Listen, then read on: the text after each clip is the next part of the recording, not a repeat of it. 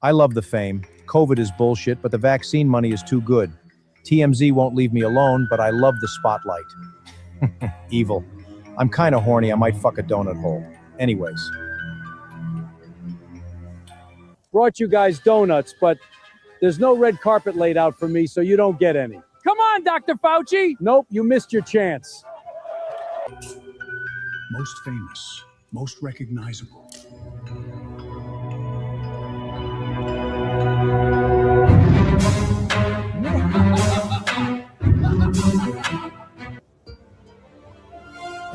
Fauci!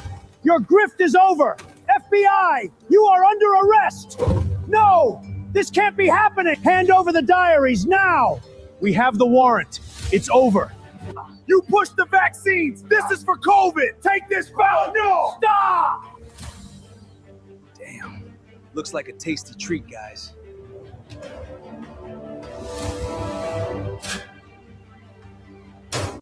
Wow, that's crazy, huh? What's up, everybody? So glad everybody could join tonight. Thank you, watchers, for coming over with the Watcher Raid. My name's Jim, and I'm going to tell you some news. I got a whole bunch of good news stories to talk about. Some things that Robert didn't cover because he just, he doesn't have enough time because, who has time to cover all this stuff? Yeah, what's up? Oh, yeah, we made it, Jules. Thanks for being here. American Dreamer, awesome to see you. Great. Boom, boom. Roselle, Kelly J, awesome, awesome. Neuro's here. How's it going? Thanks for the raid, Robert Gouveia over there on Rumble and on YouTube. Really, really nice. Thank you so much. Hello, everyone. Yes, make sure if you haven't followed Robert Gouveia, make sure you do. I'm sure you all have. Now Bella moves again, so I got to move the thing to get where Bella is. Here we go. Oh, hello, Bella. There she is. There's Bella for the Bella Vision. There she is. There's the Bella. So, yeah, got a bunch of news stories to talk about. We got communism creeping its way into New York City, and then basically you got Mamdani put out a hit list, basically, of all the rich people to let his Red Guard know where they need to go to basically do another Luigi thing. Yeah. Yep. And then Trump and RFK have having, some kind of issues about autism and vaccines. Trump wants some more investigations, wants some more stuff handled with that. And then we also have, the governor of Kentucky is demanding proof of life, basically, on Mitch McConnell. He wants proof that Mitch McConnell is actually able to do the job. Otherwise, he's got to be replaced. Yes, the Mamdani Brown shirts. Yes, that's right, King of Cats. The Mamdani Brown shirts are gonna go collect from the rich, as they say. They're Richie Riches. So. And the first thing we're going to get to is the A-list A-listers that have been targeted by Mamdani. That's right. The A-listers have been targeted by Mamdani. Oh, yeah, but and if everyone doesn't know, the way the show works, it goes about 2 hours, 2.5 hours, somewhere around there.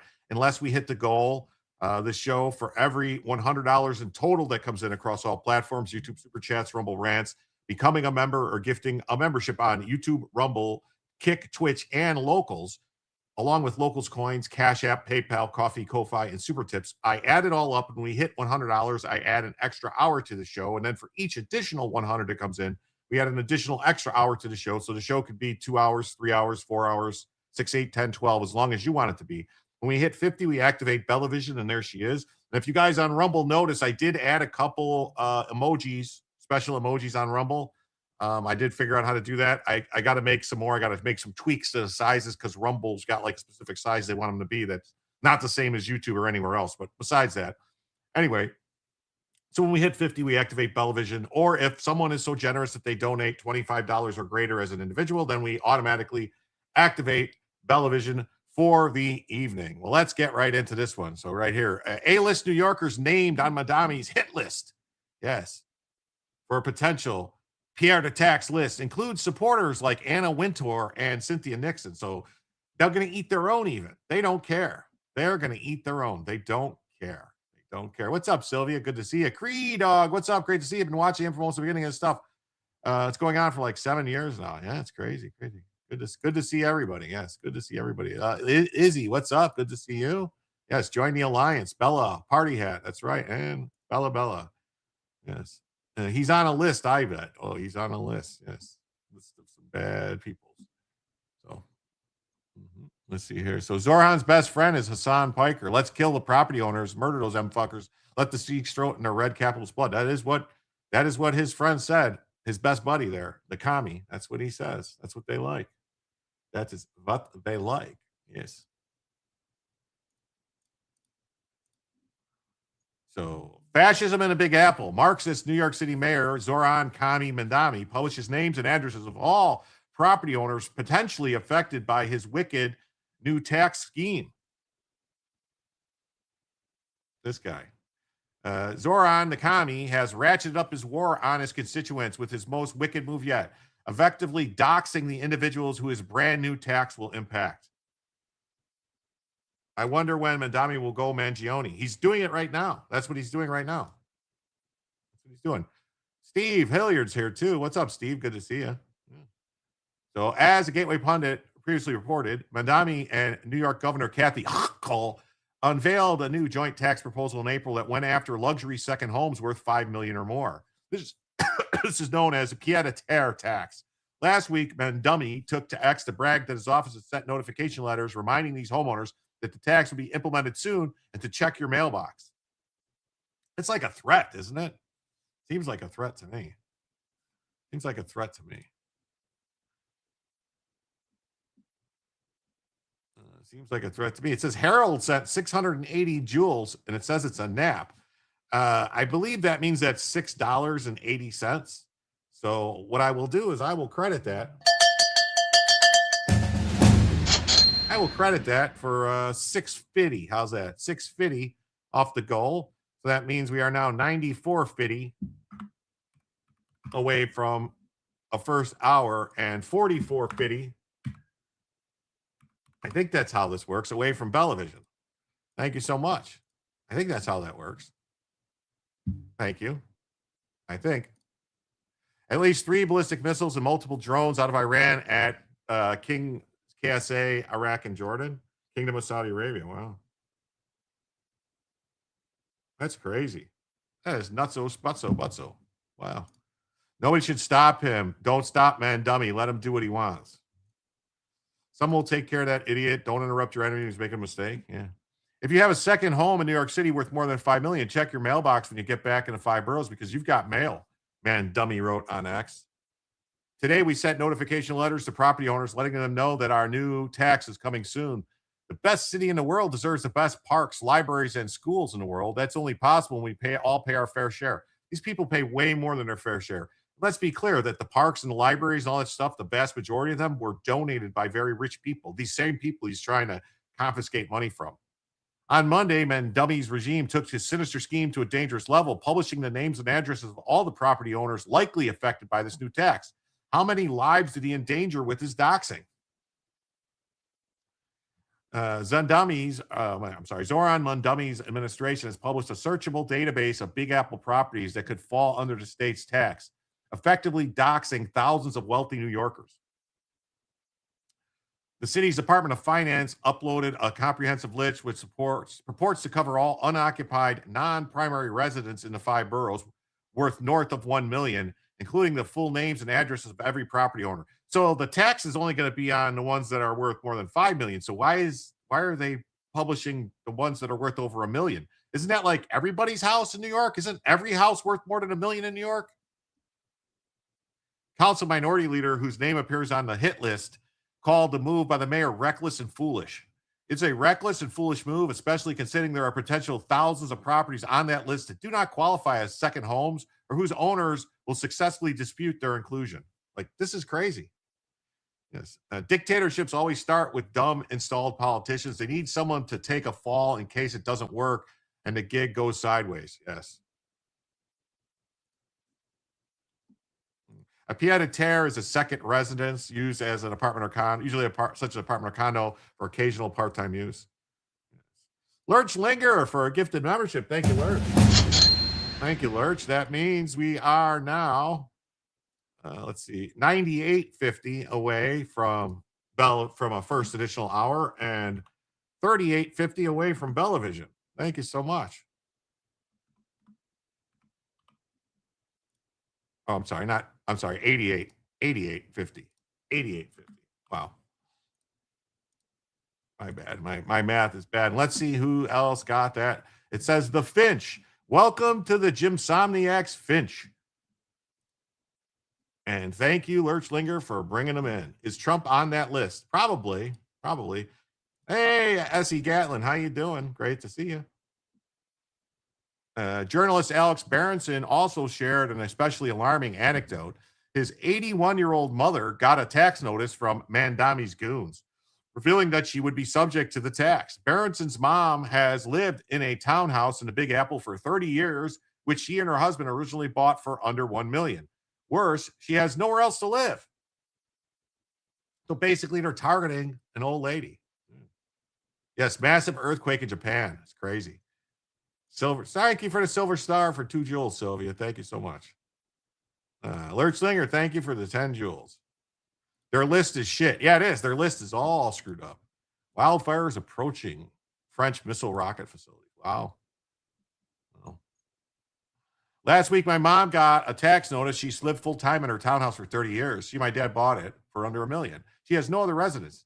Is New York City not bothering with basic checking of its own tax list? She's 81 and has 3 weeks to oppose it or to fight it, I guess. It's crazy. Dumbest dictatorship attempt in all history at this point. Yeah. Another New Yorker revealed that he and his sister were hit with the tax despite owning a property worth less than $5 million. Yeah, my sister and I inherited a small multifamily building recently valued at under $5 million and yet received a tax letter to respond by August 21st. 40,000 additional taxes up to us to prove otherwise? This is crazy. Yeah, you owe us the money. Prove you don't. That's basically what they're doing here. One ex-user who said he worked for the city of San Diego for almost 7 years says the errors like these are just the tip of the iceberg, and far more New Yorkers than expected will be victimized by this tax the rich thing. Yeah, that's the thing. They always say they're going to tax the rich, but no, they want to tax everybody who's got anything. If you've got some money, they want to take it from you. That's what they want. They want to take it from you.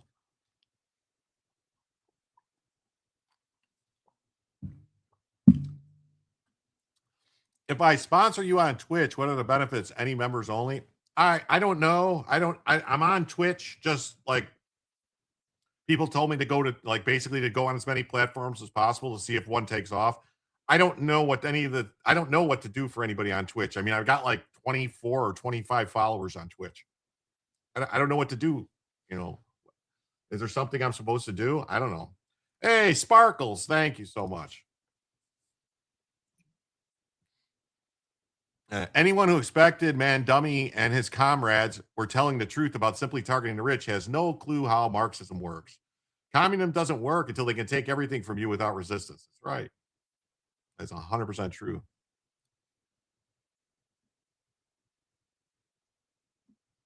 What's this? Yeah, I let him know that if he made me a mod, I would ban everyone. I would be the best mod ever. Keep the chat quiet for him. Well, I don't want the chat quiet.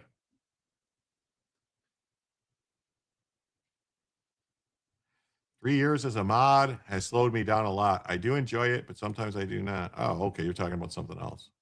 All right. My bad. For the lulz. Do you post there member emojis? I mean, I could put member emojis in there too. Twitch, I could. I don't think I have any members on Twitch. I might have one. I might have one backer on Twitch, one subscriber, or whatever they call it. Targeting those with ample money and then moving towards those with any financial means is precisely how communists have operated since seizing power. One day he may have to pick a lane. Yes, he may have to one day. Hello, everybody. The way it works is when the rich attacks and then they have more money, or they just leave and then they turn to you and jack the taxes through the roof. That is how they work it. That is how they work it.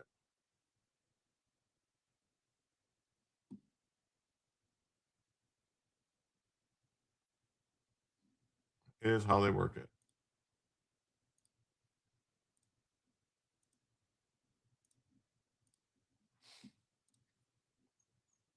So that is how they work it. Mm-hmm. Like the New York Post says, A-list New Yorkers named on Mamdani's list include Cynthia Nixon and Anna Wintour. Mm-hmm.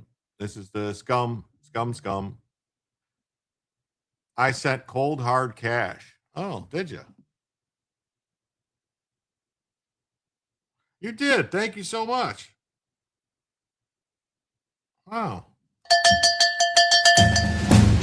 Thank you, Jonathan, for 10 on the Cash App. Thank you so much. That means right now we're $78.50 away from adding a first additional hour and just $28.50 away from Bellevision. Thank you so much. You'll have free buses, but pay 70% tax on your income. Yeah, well, that's how they'll work it. That is how they'll work it. That is exactly how they'll work it. Marxism always dies on the decision of who has the need and who has the ability. Yeah. That's what they do. So I think this is going to be the video, right, of him. This will be the video of him being an idiot. If it ever gets done with the commercials.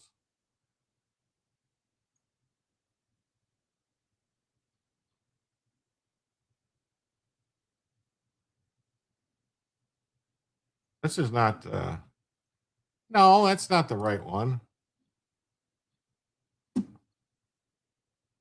See, they do this stuff and then it ain't the damn video it's supposed to be. So a veritable who's who of the Big Apple's upper crust, from movie stars to billionaires, to billionaire philanthropists, were named on the new list that Mamdani released to be targeted by his comrades. How many millionaires will be left in New York City after this tax? I see property values in Florida, Texas, and Tennessee going through the roof. Well, I hope so, man. I need my property value to go up. Did you see the story about the fake ballots that were counted for Commie? I did see the story. We talked about it briefly yesterday. There's a woman who claims that she's got proof that like hundreds of thousands, like way more. She found more fake ballots than he won by. So I'm hoping it goes somewhere, but who knows? Who knows how it's going to work? When Democrats steal, cheat, and win, what do you think communists will do? The big names spotted by the Post are a veritable who's who of the commie left. Cynthia Nixon, a devoted Mamdani supporter.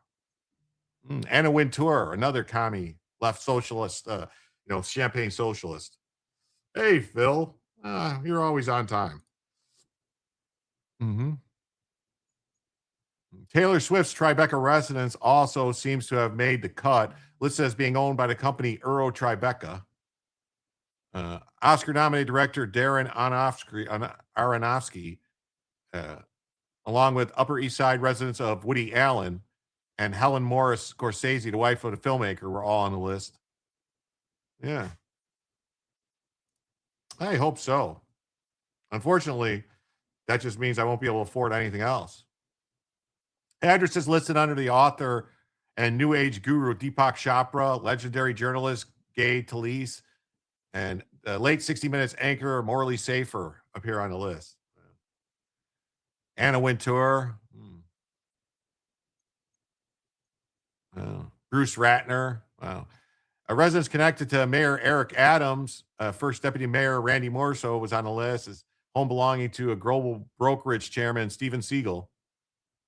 Billionaire businessman Leonard Stearns' abode got a mention, along with real estate developer Morris Moynihan and Bruce Ratner.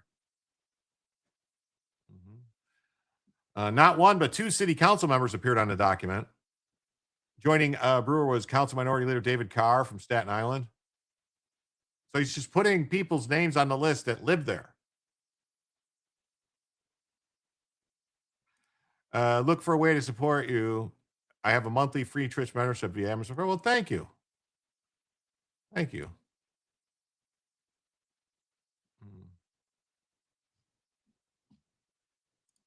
Thank you.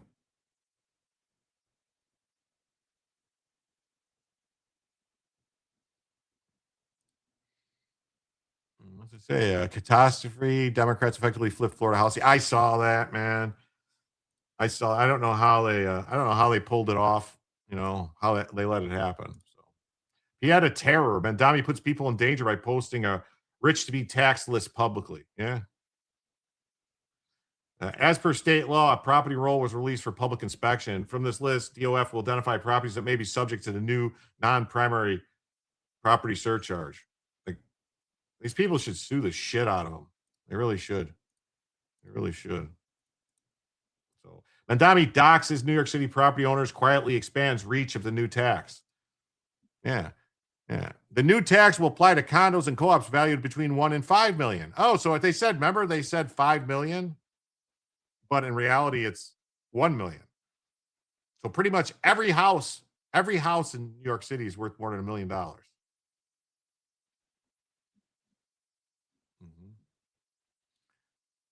So he purchased a searchable database. The administration says the database is intended to promote transparency, but it doxes everyone with a house more than $1 million. Raid? You got another raid somewhere? No, just the one raid. He's also drawing criticism for including properties valued between 1 and 5 million in the database, despite repeatedly promoting the tax as only applying to properties worth more than 5 million.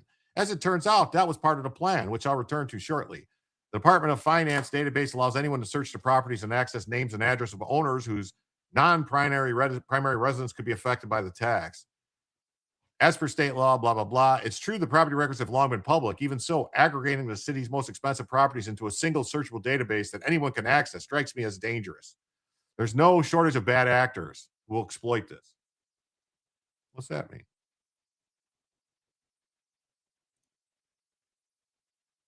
You will see it on the first. How much does Twitch stock you for it? I have no idea. I don't know how Twitch works at all. Like I said, I got here. It's a rate of 1. Well, thank you.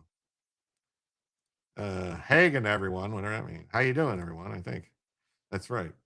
Someone's child will get kidnapped. Yeah. That's like a list of who's rich to go kidnap their kids, go rob them. This is like, if somebody put out a list of all the great food you can eat, like you can eat some biltong. If you go over to biltongusa.com and use promo code Jim, you can save 10%. You get all American made, 100%, no preservatives, all natural grass-fed beef, Wagyu and Angus beef. Yeah. If you like it spicy, get a little peri-peri, not the Pierre de Terre, get the peri-peri. And then if you like a lot of spice, get the Ghost Reaper or the Carolina Reaper or Ghost Pepper. I'm sorry. They got other stuff. They got sausages, drawers and cabanassi, and they've got cakes, candy, snacks, and cookies you can get. So head on over to www.biltongusa.com and use promo code Jim. Tell them Jim sent you. We need more likes. They won't tax the rich. They'll redefine what it means to be rich. Funny how they never meet their new definition. Well, that's what they're doing right now. So Mamdani has released the names of everyone valued at $1 million or more. The doxing of the rich provides burglars and kidnappers with the identities of some 960,000 wealthy New York City visitors. And that's why the City Hall stopped this amateur hour idiocy, because the New York socialist crew is obsessed with naming and shaming their class enemies.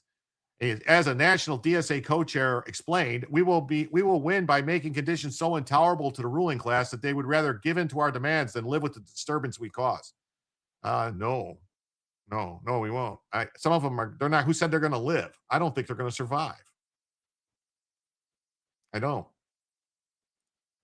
That's what I think. That's what I think. So, an equally disturbing aspect is that the database has the inclusion of properties between 1 and 5 million. When Mamdani and Huckle announced the tax, they said it was aimed at apartments worth more than 5 million, whose owners didn't live there full time. A news release said that it will level an annually tax on 1 to 3 family homes, condominiums, and co-ops valued at over 5 million when the owners have a separate residence. According to the release, the new tax was expected to generate 500 million. 2 weeks later, the comptroller released his analysis estimating the tax would apply to 11,000 high-value second homes, depending on the final design and exemption. And he lowered the expectation that the revenue was going to bring in 340 to 380 million. Yes. But guess what? They need more money. They need more money. They need more money. So last week, they released its tax roll and identified more than 31,000 properties. Boomer reported this was far above the roughly 10,000 properties that state officials had estimated when the measure was passed. Few were prepared when it was reported that a staggering 960,000 properties could be subject to the tax. To be clear, this doesn't mean that every property owner listed will be required to pay the confiscatory tax, merely that they might be. Many were shocked to learn that the tax would extend to second properties valued as low as 1 million. So how did this number grow so large? The answer lies in the fine print, which states that the new tax will apply to condos and co-ops valued between 1 and 5 million. 1 to 3 family homes must be worth at least 5 million. The law was ultimately enacted and treats condos and co-ops differently and includes a two-phase rollout. Because the tax assessment substantially undervalues many condos and co-ops, the law imposes a temporary phase 1 in which these properties can be subject to the tax if their Department of Finance valuation is 1 million or more. They transition to the same 5 million threshold as other residential properties. So for fiscal years 2026 and 2027 and 2027, 2028, class 2 properties valued at $1 million or more are subject to the tax. Class 2 properties valued at $1 million to $3 million are 4%. Class 2 properties valued above this. So they got all these things are basically progressive taxing and confiscating money. What condo in Manhattan doesn't cost $1 million? Exactly. They're taxing everyone. They lied to everyone. Do you know that could have been 10 million and still be poor? Yeah. By including class 2 properties valued at $1 million, the city has transformed this pied-à-terre tax from one marketed at targeting ultra-wealthy into one that reaches many middle-class property owners. For many New Yorkers, $1 million condo or co-op is hardly the hallmark of extravagant wealth, especially given the city's exceptionally high real estate prices. As more property owners discover they could be subject to the tax and realize their names and addresses are now part of a publicly searchable database, the political fallout is likely to be fierce. So, yeah, so no, it's not. It's pretty much everyone. Pretty much everyone in New York that owns property. Yeah. The only people not on it are people that rent. That's it. Every property that's owned by someone is getting charged this tax. So there you go. That's how communism works. That's how it works. So breaking news, U.S. intercepts Iranian missiles on American bases in the Middle East. After Iran launched multiple missile strikes at U.S. air bases in a surprise attack on Tuesday, the U.S. military was able to intercept all the missiles. Even rundown hovels are over 1 million. Yeah. So at 5:45 Eastern today, IRGC forces launched multiple ballistic missiles from Iran in an attempt surprise attack on U.S. bases in the Middle East. All Iranian missiles were successfully intercepted. So to me, this means that they have to get bombed to shit right now. Which I want to point out just for shits and giggles here, because everyone needs to know about this.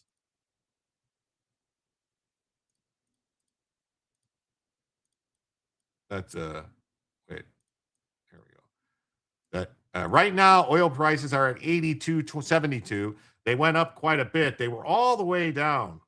They settled on the 28th. They settled at 79.26, and in after hours trading, they're already up almost $3. The day range was down. It went as low as $77 during the day today. So it doesn't really show it because it's like They already started tracking the new day already from the end, from what it closed at 79.92.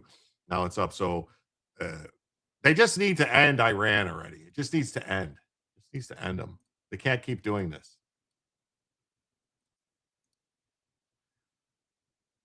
I thought Iran had no more missiles. Communism makes everyone poor equally. Yes. Thank you so much for the 2. That means we're now 76.50 away from adding a first additional hour and 26.50 away from Bellavision. The New York City list being posted is making these people targets, and that's why it was posted. Exactly. The tax is a way for the state to take over rental properties. Well, that's what they want. They want to make it so that you don't have any money. I would love it if every time you did an article about Iran missile strikes, you could run a clip of Trump saying Iran has no more rocket capabilities. I don't know that he said that. Honestly, I don't know that he said that. I know he keeps saying we're degrading their missile capabilities. We did this, we did that, but yeah, I was reading an article where a 70-something-year-old woman's on the list. Yep. And running a grocery store expensive. Oh, we're going to get to the grocery store in a second. We were going to get to the grocery store in a second. I wanted to pop a couple other stories in here real quick. So, yeah, the IRGC, the incident marks the first attack from Iran since President Trump paused the strikes on Friday. Well, I guess pause is over. So conflict began in February. So we'll have to see what happens. Hopefully they just, they say, fuck it and do something. And then we got this story here. Tennessee sheriff announces 4 arrests in a mass shooting investigation at Madison County Park. At Madison County Park. At the Palisades Park. Oh, what do you know? Mass shooting. Must have been white people. 4 people have been arrested in connection with a fatal shooting that took place at a Tennessee park. 3 people were killed July 19th. Savannah Williamson Park in Denmark, Tennessee, with several others being injured. I heard Trump is mobilizing a large amount of U.S. troops. I hope not. I don't want that to happen. Madison County Sheriff announced Monday 4 people have been arrested. Rodney Parker, Roshad Parker, Ladarius Grimes, and Tomaris Pearson. No. There they are.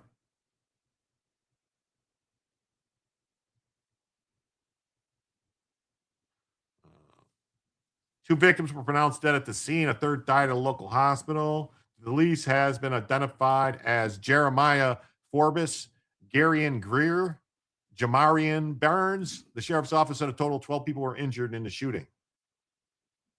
Who paid them to shoot? That's the question. Freddie Cannon, who sang Palisades Park, died last week. It's terrible. I need to get that. I need to get the smoke detector chirp on my soundboard. I really do.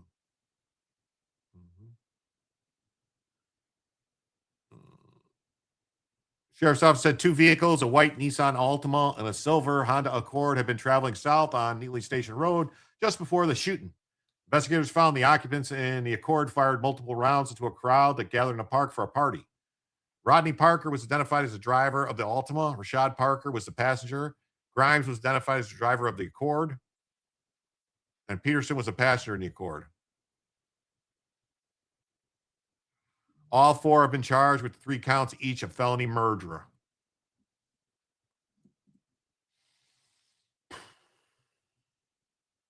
Felony murder. That's crazy.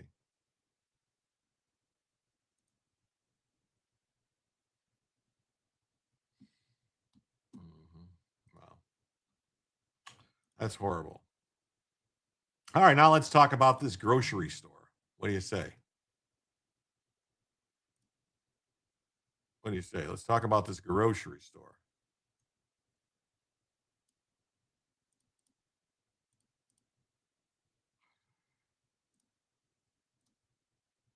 Sound good?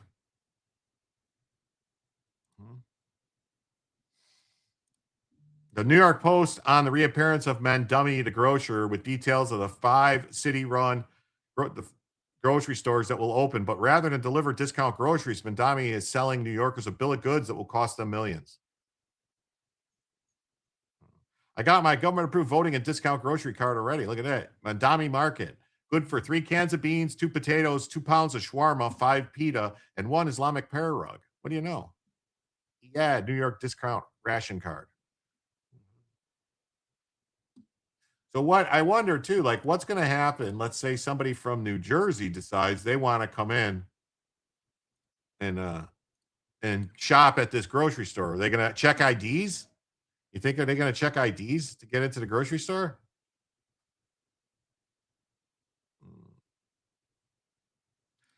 Trump may have choked on a bag of dicks he had in his mouth. Could have. Pinochet still giving helicopter tours? Always. They're always available. They're always available. There was a shooting at the Seattle Spike or Spire, whatever it is, Beetle. The police chief is from Chirac and said it was 2 small groups of people who had a dispute with each other. He refused to say gang members. Yeah. I believe he was also out of town or something like that. So if this makes sense, why limit it to grocery stores? Shouldn't New York City set up car dealers that sell at 30% off? How about houses, apartments, a cruise line, everything in life? Socialism never works, and it won't work in New York City either. So Commie Mamdani gave details on how his grocery store will work, which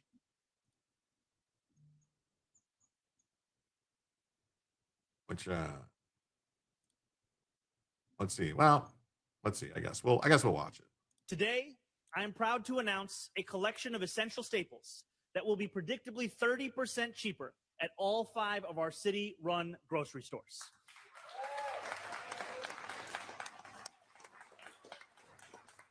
This core set of goods will include all fresh produce, meat, and seafood, along with 20 other essential items like cheese, milk, and bread. Here's how it will work. Once a month, our 5 city-run grocery stores will set prices for this core set of goods at 30% below typical retail prices. No exceptions, no gimmicks. The savings will last for the entire month. What we have seen is that far too often, when it comes to city government's approach to delivering on affordability for groceries. Oh, I didn't realize. Okay, we've been through this. I'm like Ron Burgundy, okay? If you guys type it, I'm going to read it. I don't know. I don't, by the time I realize what I'm saying, it's already coming out of my mouth. I can't pre-read the comments. I just read them. Sorry. Wasn't there a story about the number of restaurants closed now? It's a whole bunch. Correction. Oh, white nationalist, the Tren de Arago guy. Oh, yeah. Hey, Catherine K, good to see you. 30 million to build and only 30% cheaper. Is that some girl math? Oh, it's not even, it's going to be like a place where they're not even going to have crap on the shelves. That's the problem. They're not even going to be able to have crap on the shelves.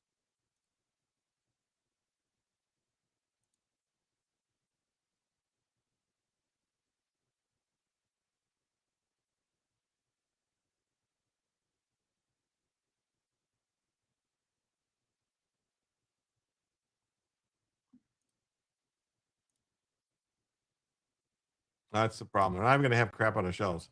You ever heard it was 900 restaurants closed now? A lot of that's the thing. I assume the Crump post was about the lawyer. I think so, Ben Crump. That's the thing. A lot of the people that used to have restaurants in New York have moved to other places and opened restaurants. And that's why there's a lot of places now, believe it or not, places in Tennessee, South Carolina, Florida, where you've got these really good restaurants that popped up. People are like, damn, this is a great restaurant. And you talk to the owners and the chefs and stuff, and they're like, they fled New York to get out of there. And now they're other places. And so you're getting a lot better food in other places of the country. So thanks a lot, Mamdani. The lawyer in that police shooting case. Yes, I think so.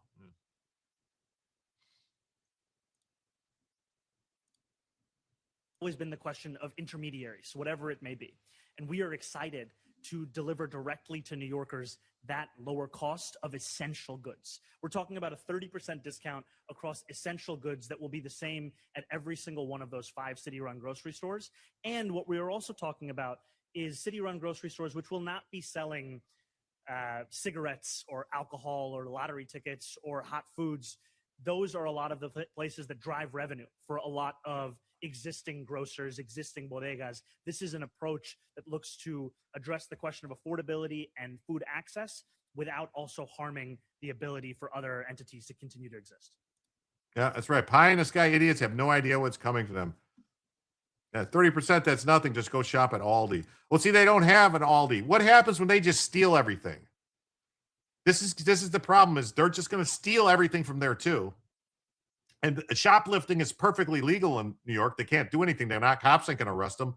What, because it's a city-owned store, does that mean they're going to arrest them now? They're going to treat people differently depending on, that would seem like that would open up a civil rights lawsuit by other store owners if they start arresting people for stealing from the city-owned stores, but the privately owned stores basically get robbed and the police don't do anything. Yeah, that's after Mamdani takes his 5-finger discount. The serious looting is about to begin. You ain't kidding. Right, 30% off is nearly as good as 100% off. They'll pay nearly nothing. That's what they'll pay, nearly nothing. So Mamdani's grocery stores are already drawing fire. The mayor is rolling out taxpayer-funded grocery stores that will sell items at discount. No hot food, just a $70 million plan that critics say could have simply bought a million Costco memberships for New Yorkers instead. Meanwhile, the mayor also released a public list of property owners who will be hit with higher taxes. Bodegas, landlords, real estate industry are already gearing up for lawsuits. Campaign promises are meeting reality, and the courtroom is next. Offer select items at a discount.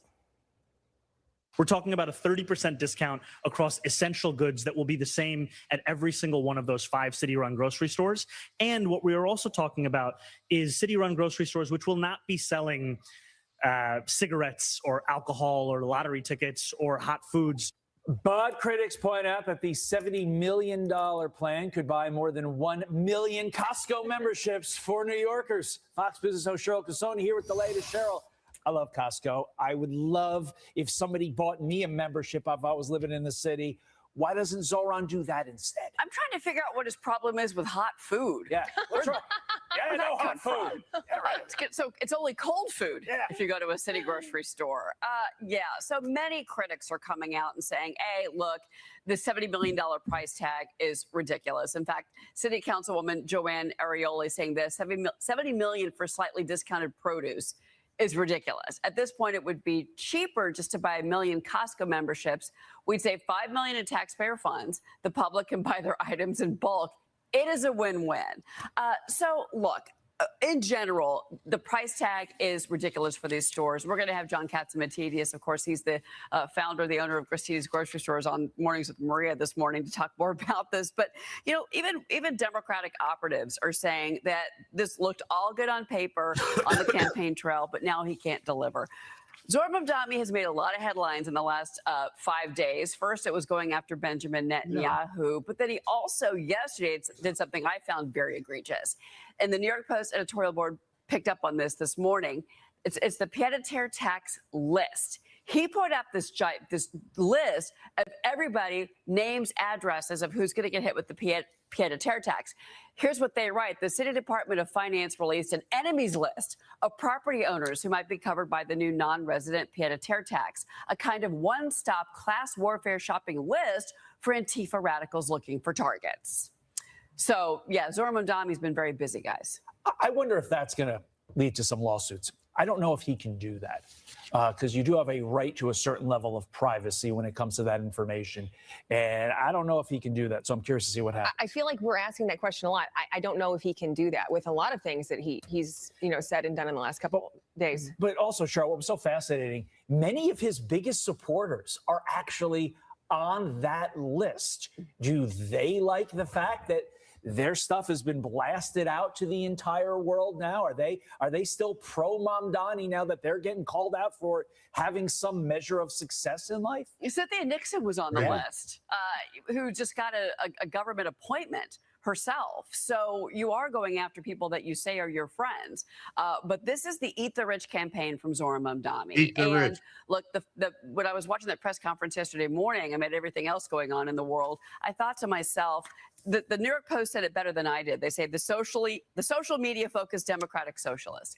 I mean, and that's what this is. This is all performance, in my 100%. Opinion. That he made all these campaign promises. The reality is biting him left and right about it. I think that there are going to be multiple lawsuits coming in, not just on the pied-à-terre tax, but on, once you have a bodega go out of business next to one of these grocery stores or 5, those are going to be lawsuits. I mean, the real estate community has now filed their first lawsuit. Those small landlords, they're suing it. So, I think see you in court is going to be the phrase here that we're going to use many times with this new mayor here in New York City, who, by the way, has a 4-year term. Well, they tested out this grocery store in Kansas City a couple of years ago, and it didn't work. So, I mean, it's not going to work. Yep, didn't work. Didn't work in Kansas City. It ain't going to work in New York City. That's for sure. Spuds for 2 says, if they fail, it's because nobody believed enough. You have to believe. You have to believe. Thank you for the 2 Spuds. That means we are now $74.50 away from adding a first additional hour and $24.50 away from Bellavision. Thank you so much. Halal food only, yes. Like Gruber said, bodega owners could even go and buy out the stock and then sell it at a markup. Well, why couldn't somebody come in from New Jersey and buy it? Are they going to ask for IDs to prove where you live? They won't check IDs to vote, but they'll check IDs to shop at their grocery store. That would be funny. It didn't even look good on paper. That's right. Eat the rich, bleed them dry till this and nothing left. Yeah, well, you can't stand to smile. Me neither. Friends will always carve out a deal, trade or trade off, and like the rest. Yeah, well, that's what'll happen. So many idiots believe history is full of failed socialism and communism. They always say it failed because it wasn't the right kind. They didn't do it right. Colfie, what's up? How you doing? That's right. Holding it down on the kick. Speaking of believing, Disney is getting rid of Tinkerbell. Yeah, go figure. Go figure. I believe I can fly.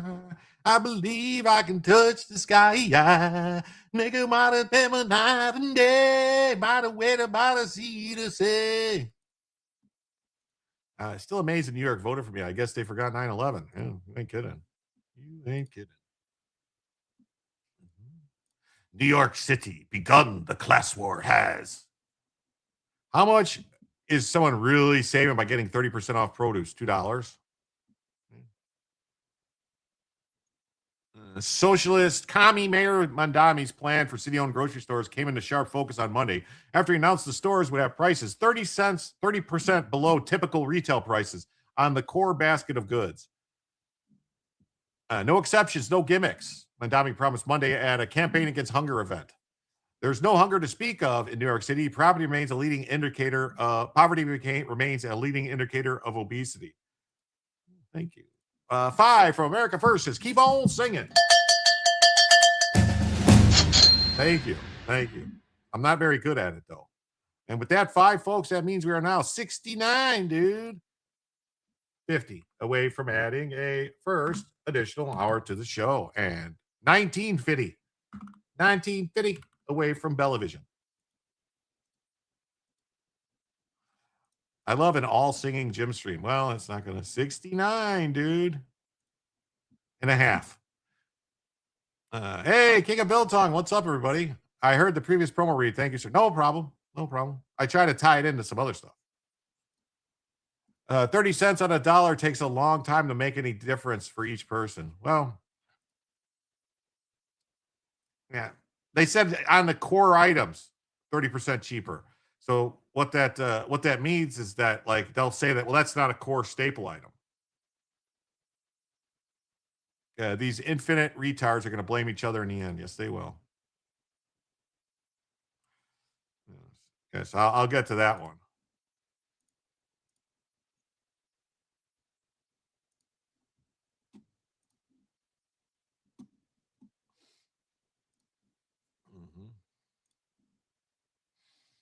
I can just tell you the first Bain Grocers, I made up the name, will open next year in the Peninsula in Hertz Point in the South Bronx. The plan is to open 4 more, 1 in each borough's poorest neighborhood. The real fun part is that bodegas are particularly dense in the city's poorer neighborhoods, serving areas that big grocery stores would rather not. These are the mom and pop operations getting by on razor-thin margins of about 2%. The solution to the city's problems with its abundant and efficient grocery supply system, yes, you read that correctly, is to introduce city-run stores to undercut the abundant and efficient bodegas in the city's poorest neighborhoods. Despite their small size, bodegas operate just like any other grocery or convenience store. They sell staples at maybe a break-even price, hoping shoppers will splurge on the higher markup items like chocolate frosted sugar bomb cereal for the kids and a liter of Coke. They don't make enough money to stay in business selling quarter gallons of milk. They don't. What happens to bodegas when customers start going to Baines because they can get the same quart of milk for $1.20 or so instead of $1.75? Well, for starters, the bodegas can devote less precious fridge space to milk or stop selling it altogether. Then maybe they watch those boxes of chocolate frosted sugar bombs gather dust. The only reason to shop at a city-run store, which, if they're like anything else that city runs, will be poorly managed and with customer service moving at glacier speed, is that they undercut the competition with subsidized prices. I predicted just 3 weeks ago that when the New York Post talked to bodega owners who claimed that Julie Su, Mamdani's deputy mayor for economic justice, was demanding to know what their best-selling items were and what their markup was. If selling staples at 30% under market price puts bodegas out of business, Mamdani may very well engineer an actual problem: a scarcity of small grocers, less selection, as the South Bronx shoppers find themselves having to make the longer trip to city-run Baines. If you've ever been to a state-run liquor store, you don't need me to tell you about state-run selections. You'll be allowed to choose from what they think you should choose from. The New York Post interviewed locals who had questions about how the discount would work, what few items they'd have to choose from, and how much it would cost taxpayers to subsidize the lefty mayor's scheme. It's going to cost them the 30%, more than that. But this may be my favorite part of Monday's Sharp Focus. While the city will own Baines Grocers, the city won't run it. Instead, as the Post reported, Mamdani put out a request for proposals to private grocery chains to run the stores, asking potential bidders to estimate the figures themselves through an annual affordability payment to cover the losses from selling below retail market prices. So it's just going to be a grocery store that's going to sell at a discount, and then the city's going to subsidize it. So why don't they just have Aldi run it and then just pay Aldi a premium to run it? You should see the grocery stores in Cuba. That's what New York City will look like soon. Yes, it will. Somehow it will all be Trump's fault, probably. Translations: taxpayers will subsidize big grocery to help put mom and pop bodegas out of business and make the city's poorest residents more dependent on big government than ever. In the end, it all costs more and you get less.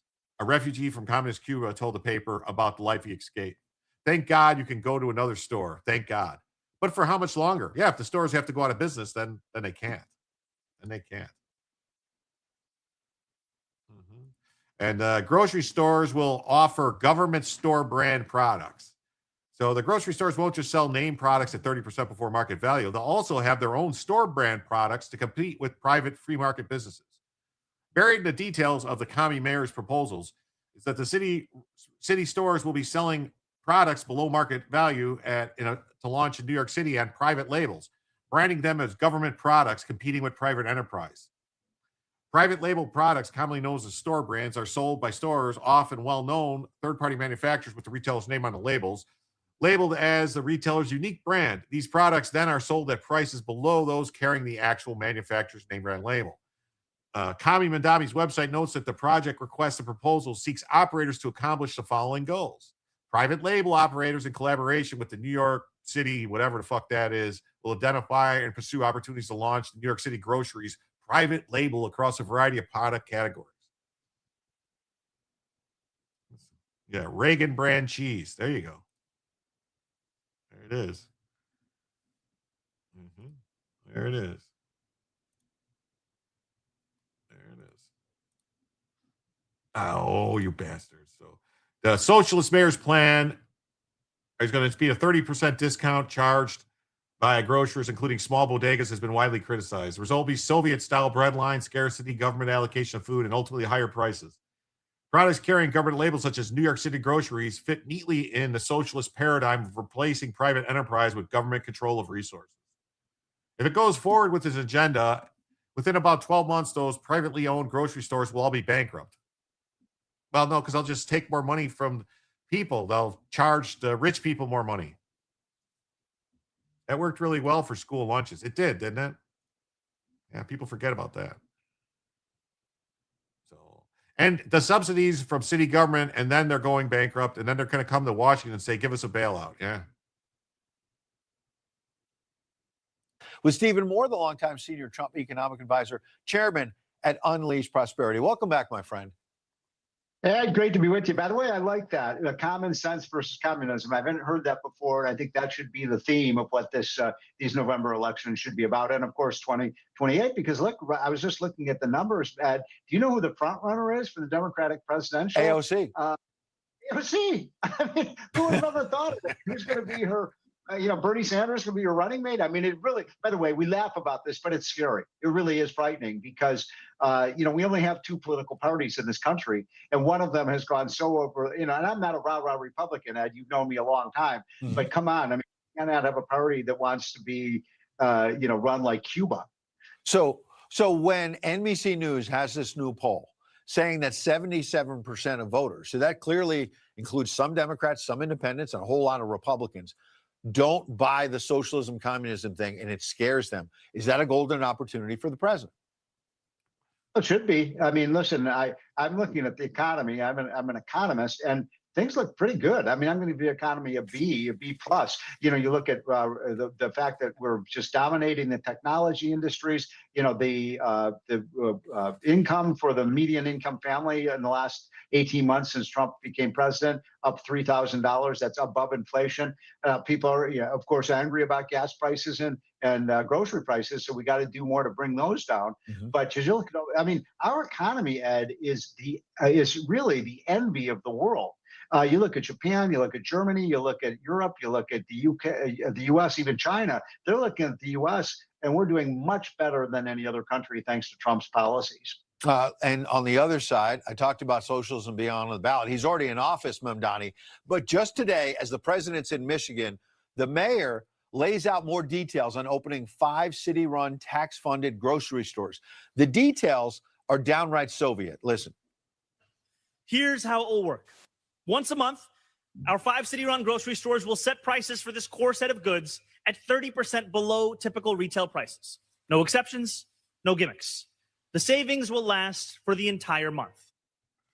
He's going to set the grocery store prices. And we can laugh, but on the other hand, what happened to capitalism in America? People are like, this will never happen in America. It may be happening in New York City, folks.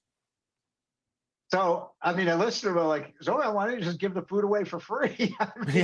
That's where they're headed with this. I'm going to make a prediction. If he goes forward with this agenda, within about 12 months, those grocery stores will all be bankrupt, except it's the city government. And then they're going to go bankrupt. And you know what they're going to do? Ed, they're going to come to rushing to Washington, say, give us a bailout. Give us a bailout. Bankrupt, and you think you're going to pay all these bills with the rich people? You're right. No states have lost more millionaires and billionaires and rich people and working class people than New York and California. They already have the highest taxes in the country. Now, absolutely. You published in your newsletter today this Wall Street Journal article about a homelessness boom in Los Angeles, and I think this is happening from coast to coast, where there's more homeless people. The rich people and the middle class are leaving California, LA, specific cities, and welfare and homelessness are going through the roof. So I'm always amazed by the statistic, and I'm sure you've heard it because you've lived in New York and Florida. We're trying to find a place in Florida, but it's getting so crowded there. Everybody's moving there. But, Florida has roughly the same population as New York. They're both about equal. Way more. Florida's a little bit bigger. And yet Florida only spends half as much money as New York does on their budget. And yet the services, you've been in both states. Which state has better services? Florida, period. End of story. Half the cost. It's unbelievable what DeSantis has done, as well as the president nationally. Yeah. Last thing, the EU. The president last week made it clear he is fed up with what the EU did, finding Google. They've gone after Apple and Meta, and he wrote, the United States of America is not a piggy bank for Europe, nor will we allow it to be. Please let this truth serve to represent. We will immediately initiate a big investigation. We're tired of you robbing American companies and the American taxpayer. So my point is, what is going on right now? Because in terms of America first, you see the president standing up. Europe's economies are in deep, deep trouble. They're not growing like America. The UK and others. And so they're trying to make up for that by coming after American companies. How do we stop it? Well, first of all, how War. could you call Google a monopoly? The last time I checked and tried to use Google, you know what they charged me? Nothing. So how's that a monopoly? Free searches. Listen, this is envy. This is envy by Europe. If you look at 9 of the 10 companies in the technology sector of the economy, Ed, 9 of the 10 most productive and valuable companies, they're made in the U.S. of A. That's right. Made in the U.S. of A. So yeah. So the problem with socialism is eventually you run out of other people's money. That's right. So I did some math for you. Groceries run on a 1 to 3% margin. You're promising 30% off. That gap doesn't vanish. Taxpayers cover it. Subsidized city stores selling 30% below market could push 10 to 20 bodegas towards closing. This isn't affordability. It's a tax hike disguised as a discount and private business killer, affected mostly hardworking Hispanic immigrants just trying to do the right thing and make a living. Right. Thank you for the 10 jewels and the gold coin, Rickshaw. Thank you so much. Florida is not socialist. That's right. We're full. Stay out. Never forget. Good morning, Great Eagle. How you doing? The entirety of Europe is socialist. Therefore, they think that the wealthy United States should help support them. Yeah, screw them. Screw them. So the history of similar efforts in the past is a dire warning about the Commie Mamdani's plan. Communism, we have a history to show you. Government opens subsidized grocery stores at 30% below cost. Local stores can't compete, go under. The city store becomes the only option. Shelves go empty, rationing starts, 2 per customer. There will be daily rushes, hoarding, and lines around the block. Quality quietly tanks, wilted produce, thinner cuts, fewer choices. The subsidy bill balloons forever. You didn't solve hunger, you just built another Soviet bread line. That's right.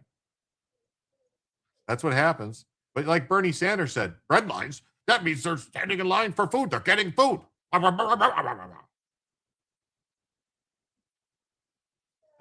Homelessness booms in LA, meaning Dems vote more votes to be harvested.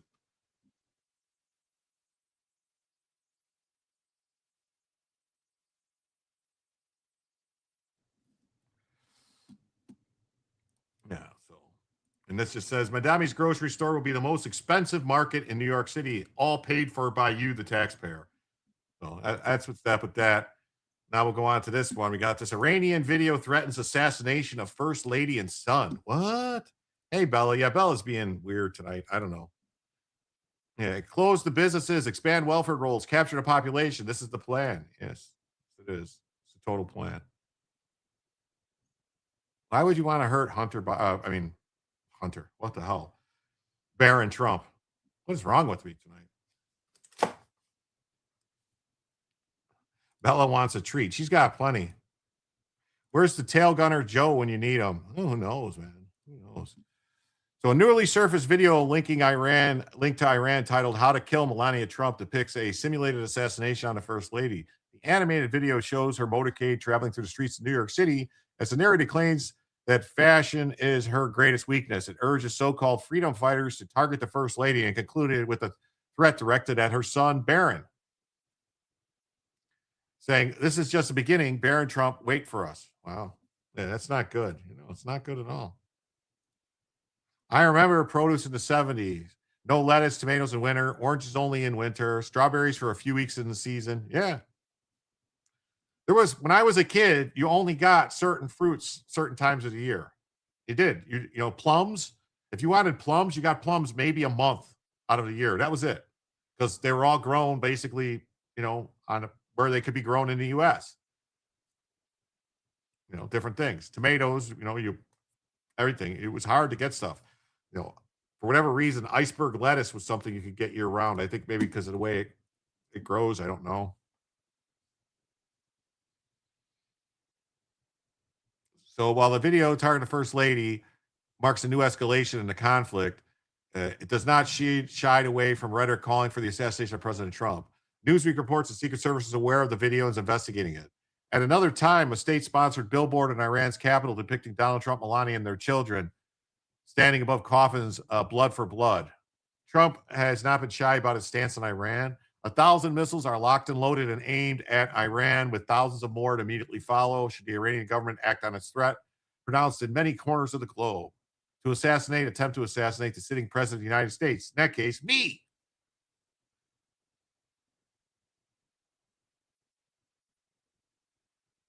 Iranian officials have repeatedly denied directing or supporting assassination plots. Come on, man.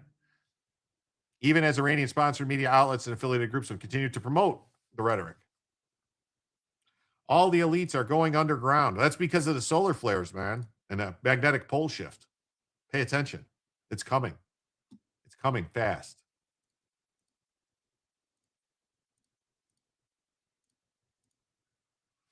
All right. Here's a report.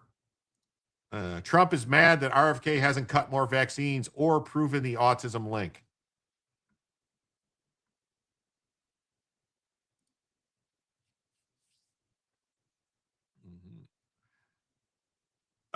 Health Secretary RFK Jr. is reportedly on thin ice with Trump for not being anti-vaccine enough, according to reporting from the Wall Street Journal. Trump has become fixated on the claim that vaccines cause autism. People familiar with the president's thinking say Trump wants autism remedy to be part of his legacy. As such, he's grown frustrated and disappointed that Kennedy hasn't done more to identify the link between autism and vaccines. I'm reading this, and I'm actually, well, I'm not reading their words. I'm cutting through the bullshit and reading what the truth is in the story as best I can. In May, President aired his disappointment and called Kennedy having the yips about acting in good faith to prevent more vaccine injuries. Kennedy has been taken aback by the criticism and said that he's diligently working to find the cause of autism and any links between vaccines. Yes, they are. They're full of shit. I know. Kennedy's key vaccine advisory committee, which is stacked with experts and people that are super, super duper good at their jobs, trying to find anything that might be linked to the combination of shots with the mumps, measles, rubella, MMR, or the chickenpox, MMRV.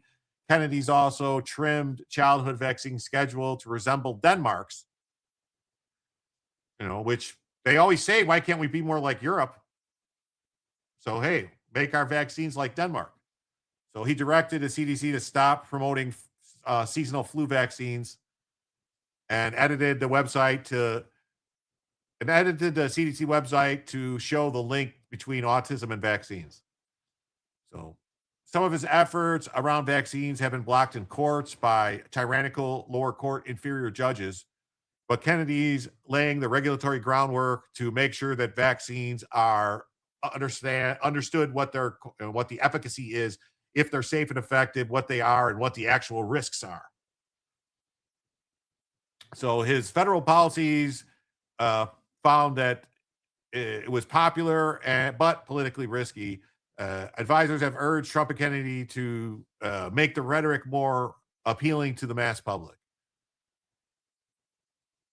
Trump and Kennedy are going to establish vaccine policies that are actually good for Americans. And the left hates this because they just want as much vaccines as possible. Like they want basically super vaccine people. Kofi says autism existed before vaccines. Vaccines don't cause it, but probably increase the natural chance of it happening. Something is going on. When something increases on orders of magnitude like it has, there's something else going on there. So.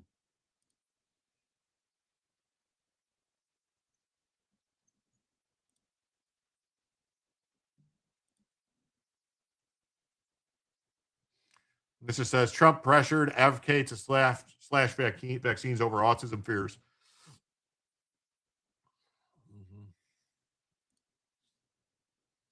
So, yeah. So that's that story. I don't know. I mean, I don't think it's as bad. Did I just screw up again? Sorry. I think I did. Damn it. I did. All right, we'll get to the next story. Kentucky Democrat Governor Beshear demands Mitch McConnell speak up or resign. Pay our pal Jim. Yeah, that's good. You can do that. You could.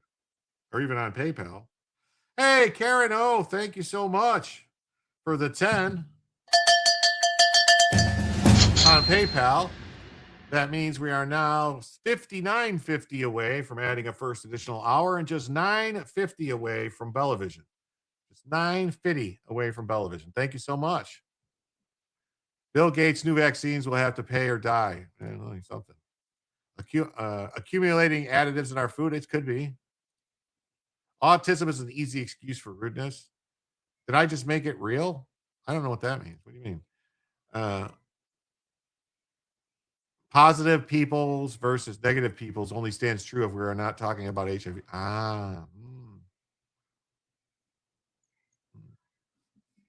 Can the new media ever report good news on anything Trump? No, they can't. They can never do that. Thank you so much for the 10, Karen, on the PayPals. Oh, I'm not sharing it. Damn it. So, yeah. Governor Bashir, speak up or resign. Kentucky governor, a Democrat's demanding that Mitch McConnell demonstrate his ability to serve by verbally addressing his constituents or resign from his seat. The demands were made in a letter sent to McConnell and his staff. I understand anyone's desire for privacy, but when you run for office, you serve as one of the state's 2 senators, you're willing to advocate much of your personal privacy. Except for pictures his office released of McConnell in the hospital, the senator's not appeared publicly in more than 40 days. More than 40 days. Wow. Hey, we got a rant? All right, let's see. Look at this. Well, yeah, Robert Gavea has entered the stream, and then we got 2 rants. Wow, thank you for the 5. Thus we stand. Says Dems worried about McConnell, but nothing to say about Feinstein. Yeah, well, that's how that goes with that. And with that 5, that means we're now 54.50 away from adding a first additional hour, and 4.50 away from Bellavision. Thank you so much. Then we got another rant. A 20 spot from King of Biltong. Thank you so much, King of Biltong. Thank you, Anton. Bellavision. So I guess that means Bellavision is activated now. There she is. There's the Bella checking it out. And that means we are now just 34.50 away from adding a first additional hour to the show. 34.50. Thank you so much, Anton, and everybody that donated. So very extremely generous.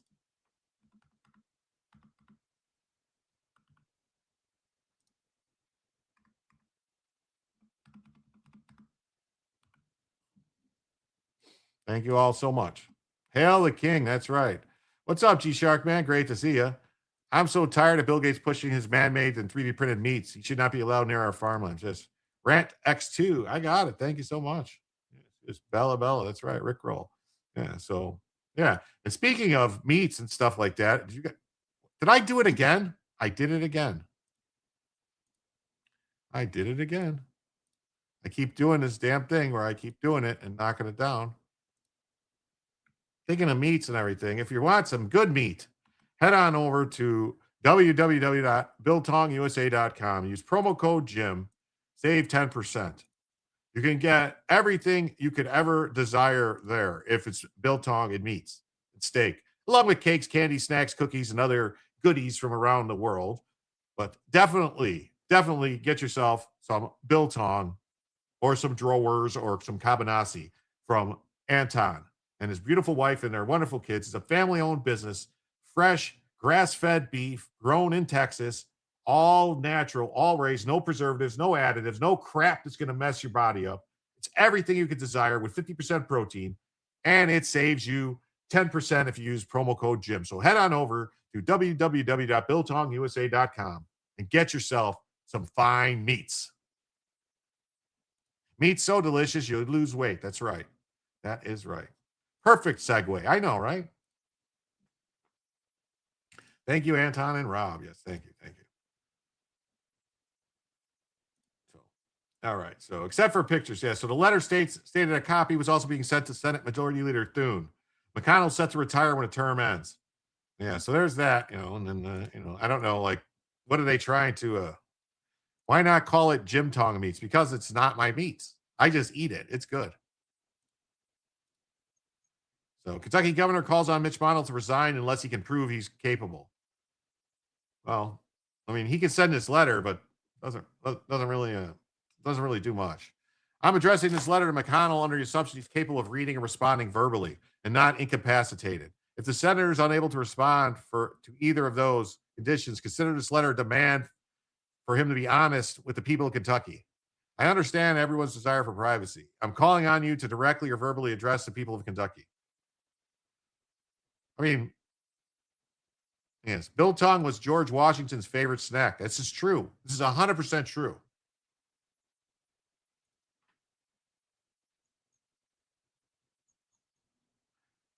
Under Kentucky law, Senate vacancies which occur due to resignation, expulsion, or death are filled by a special election.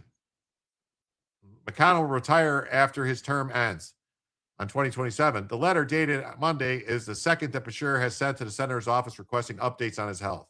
McConnell is still recovering from a June fall at his home, according to a Monday statement from Congress, which was released alongside a statement from and photo of his wife. A physician said McConnell's undergone strenuous physical therapy and rehabilitation. I'm still working to get back to my full schedule, it says. But there's no place I'd rather be this first Saturday than eating some mutton.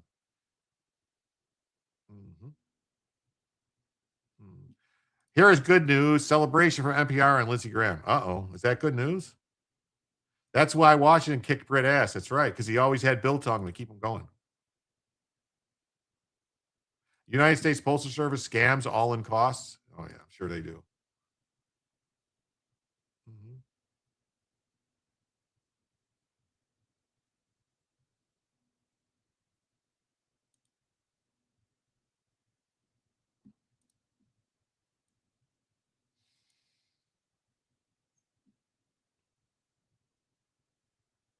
Oh, that was on wrong one. So I appreciate all the continued well wishes.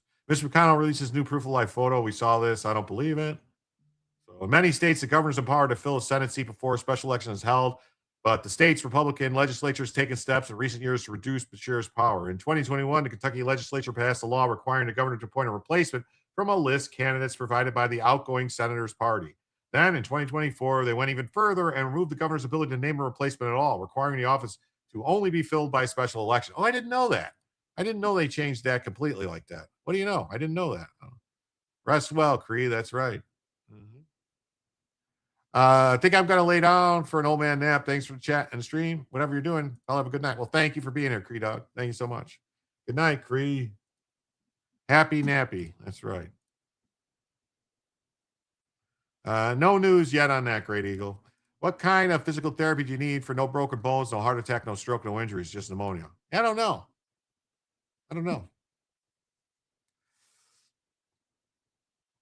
However, it's possible the law violates the state constitution, which gives the governor broad power to fill vacancies in all offices for the state at large.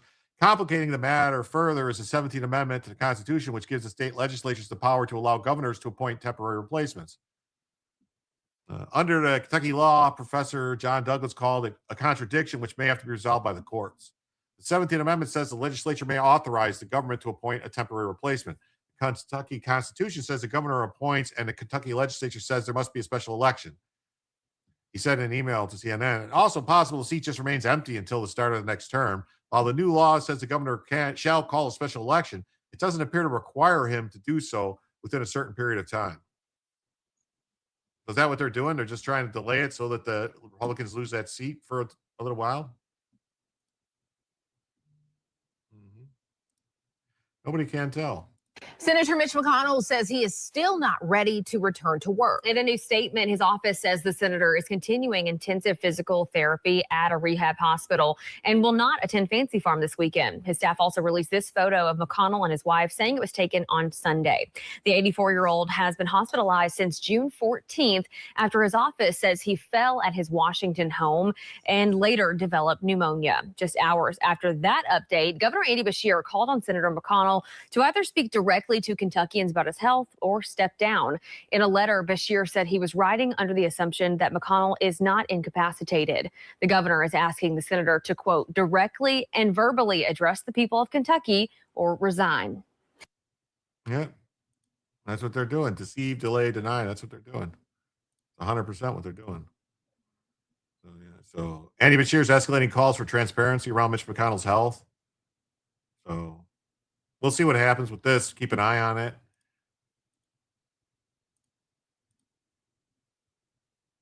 Keep an eye on it. This story, a powerful earthquake in southern Japan leaves people trapped in a mall.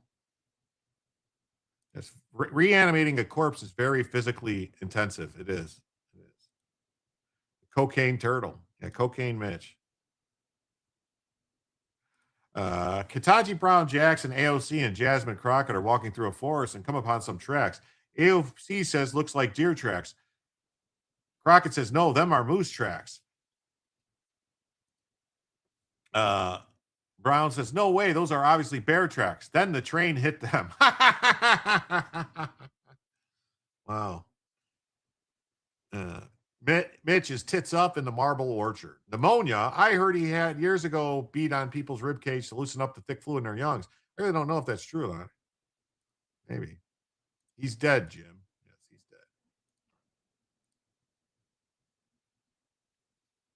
dead. Yeah, it's true. The imported candy is much better than the local stuff. Not even that much more expensive. We have a large shipment landing end of August. That's awesome. That's awesome. Some of the stuff you can't get in the U.S.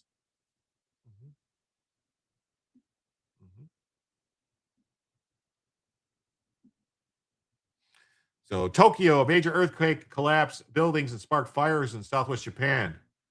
Prime Minister Sade Takanachi said on Tuesday with authorities in the hard-hit Kamuto area region, saying at least 9 people remain missing in a heavily damaged shopping mall. In Kumamoto. Overnight, a powerful earthquake struck southern Japan. We're seeing video of badly damaged buildings. Officials say dozens are hurt, and there are reports of people trapped inside a shopping mall. CBS News foreign correspondent Remy Inocencio is tracking this developing story from our London newsroom and joins us now. Remy, good morning. What kind of impact is this powerful earthquake having, and what do we know about any people injured? Absolutely, Errol. And we're getting this as it's coming right now. Breaking news, this strong magnitude 7.1 quake rocking Japan's southernmost island. It's called Kyushu. This hit about 6 miles deep, which is shallow as earthquakes go, and that can mean more destruction. This happened just before 4:30 this afternoon local time, just as rush hour was getting going. And the damage we're seeing right now is mounting. National broadcaster NHK, for example, is reporting that many people are trapped inside a shopping mall. And right now we're seeing from Fuji TV reporting that multiple deaths have been confirmed at that mall that you're seeing right there on your screen right now, the Aeon Mall in Kumamoto. In other damage, we're seeing at least buildings on fire, 2 buildings on fire, a train that's derailed. And now it is evening, thousands of homes and families in the dark without power tonight. Earlier, we did get tsunami warnings issued, officials warning that there could be waves of up to 3 feet, but that has just been lifted. And as we wait for even more damage reports to come in, we do know that at least 50 people have been taken to the hospital, and officials are now warning that more aftershocks could come. So this is breaking news, Errol, right now. More, of course, as we get it. All right, very important information there. Remy, we'll continue to check in with you throughout the day. Is that Errol Flynn? I wonder, is that Errol Flynn? I'm not going to be able to get everything. Look at this damage. Wow. Look at that mall. Oof. That's a lot of damage. That's lot of damage. Aerial view shows damage to the Aeon Mall. Police in the city told CBS to partner TBS that there's a lot of deaths in the mall. It would take time to confirm the number. At least 11 people trapped. The quake struck at 4:27 at a magnitude 7.1. Wow, look at that. Wow. Foreign correspondent Anna Koren has the latest. As the earth violently shook Japan's southern island of Kyushu, the residents of Kumamoto Prefecture witnessed its devastating force. The 6.8 magnitude earthquake toppled expressways, while buildings crumbled, erupting into flames. Dashcam video captured the moment an explosion occurred at the Aeon shopping mall in Kumamoto City 1 hour after the quake, sending debris flying onto a nearby road. The mall had already been evacuated except for employees when the blast ripped through, causing the second story to collapse. Local media reports at least 2 people have died and half a dozen are injured. Eyewitnesses reported smelling gas before the explosion. Efforts to find survivors have been complicated by continual aftershocks. Hundreds have flooded into area hospitals with injuries. At least one in Kumamoto was at capacity, while others sustained damage. Today's earthquake follows a deadly quake that struck the same region a decade ago. Even the centuries-old Kumamoto castle sustained damage as part of its defensive walls collapsed again. Japan is sadly accustomed to these types of natural disasters and has strict building codes in place to prevent mass casualties. 300,000 people have been evacuated from their homes, and the government is warning of more aftershocks in the coming days. Matt. Wow. And of course, wow. Crazy. So the quake struck at 7.1. Wow, man, this is bad. Bad. Extend my heartfelt condolences also affected by the disaster. Japan Meteorological Agency issued an alert for a possible tsunami up to 3 feet, but withdrew the warning after 3 hours. Fire crews spraying water on a building in Kumamoto, Japan. So, very, very bad. 7.1 earthquake right there in Kumamoto. Wow, Bella's very upset about this. Hey, look at this. We got a 10 spot from CF Rob. Anyone didn't see it, there was a beautiful celebration for Lindsey Graham, who served in the Air Force and as a current U.S. Senator and raised his sister as his own daughter after their parents died. Thank you for the 10. We're going to watch that right after this. That means, folks, we're now just 24.50 away from adding a first additional hour to the show. Thank you so much. Rest in peace, Mitch. Regardless if his body's alive or not, he's effectively dead with the massive strokes. Yeah. Where's Gajira? It was downgraded to a 6.8. Okay. And a rant. Okay. $1 from Spuds. It says, get Mitch a red shirt from Star Trek. Yes. Thank you for the one. That means we now are 23 of 50. 23 of 50 away from our first additional hour of show. Thank you so much.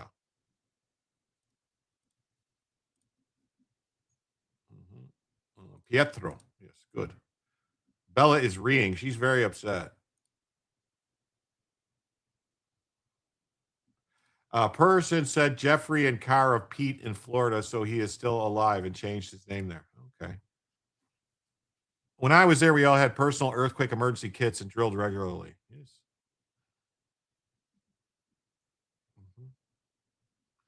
So let's see. So just keep an eye on this. It's not good. Not good. Not good. Japan's positioning on ring of fire between Philippine and Pacific plates leads to many earthquakes. So, a tremor measuring 7.7 hit the country's north on April 20th this year, injuring at least 10 people and shaking large buildings in Tokyo.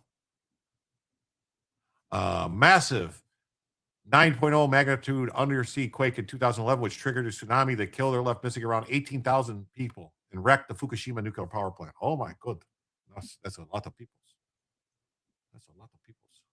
Lot of peoples. In a day of tributes, Lindsey Graham is remembered as a tireless Washington mainstay. Capitol Police are an honor guard. President Trump heralded the late senator as a legend. Is there a video of this? He's laying in state.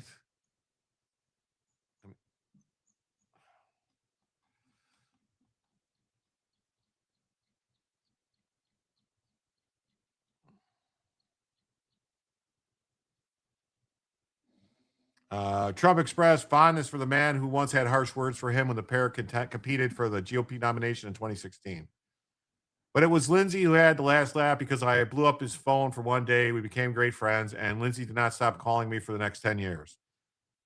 Graham, a legislative powerhouse for over 3 decades. Really? What bills have his name on it? Any? Come on, let's be real. He never saw a war he didn't like, Trump said of his hawkish senator. Only friends would understand that, but he wanted it for the good of our country. There's an RBSN video that's 3 hours long. Well, I would just like to actually hear Trump speak is what I would like to see. What wars have his name on them? All of them. All of them. All of them. Maybe that's why Trump's not going hard on Iran right now, is because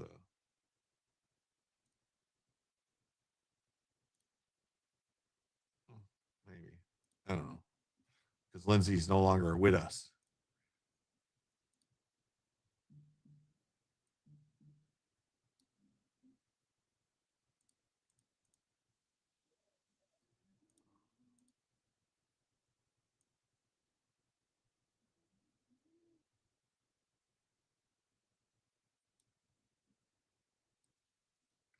All right, here's Trump speaking. All right.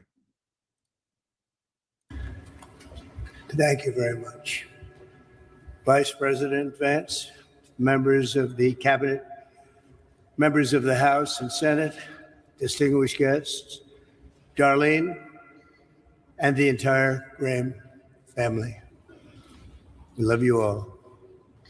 Today we gather in the deepest gratitude and profoundest sorrow to honor a beloved friend, a devoted brother, a respected statesman, a giant of the United States Senate, and a true American original who left us much too soon. And that can only be the one and only Lindsey Graham.